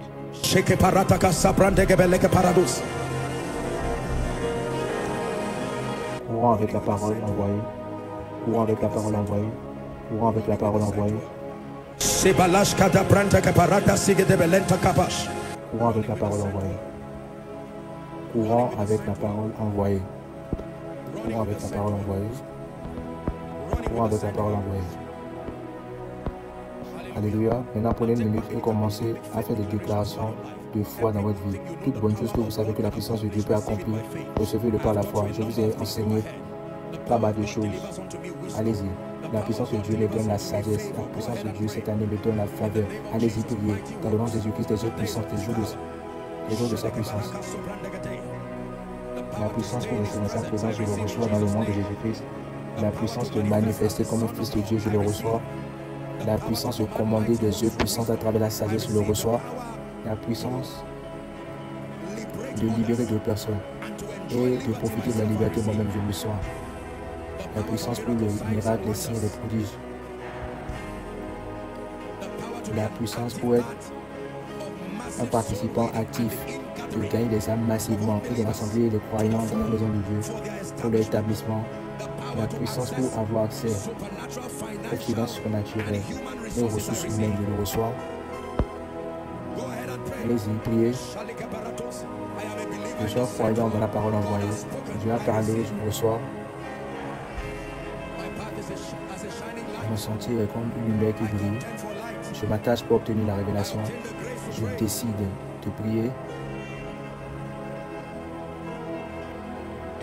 Dans le nom de Jésus-Christ, nous allons prier.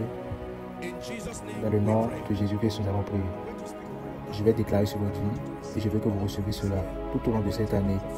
Chaque fois où la parole prophétique vient, ne soyez pas sans sagesse, que votre cœur soit ouvert. Mais laissez-moi dire ceci. Ce que Dieu a commencé, vous voyez, chaque service et chaque rencontre cette année va se connecter au précédent. Nous sommes honorés d'avoir notre premier service de miracle pour 2025 la semaine prochaine. La semaine prochaine sera notre prochain service de miracle, le premier de cette année. Et par la grâce de Dieu, Dieu nous a habilités pour faire des additions qui rendent le service de miracle plus riche et plus impactant. Et je le crois vraiment dans mon cœur. Ce sera un moment, ce sera un temps de réception. Vous allez recevoir jusqu'à ce que votre temps soit rempli des promesses de Dieu. Alors, soyez sûr d'inviter tout le monde. Sommes ensemble. Il n'y a pas de place à l'intérieur, ils peuvent s'asseoir dehors. Et ceux qui sont en ligne, assurez-vous de vous connecter afin que vous recevez. Dieu nous a préparé pour votre bien. La semaine prochaine, assurez-vous que vous faites partie activement de ce que Dieu fait, que Jésus est en train de venir ici.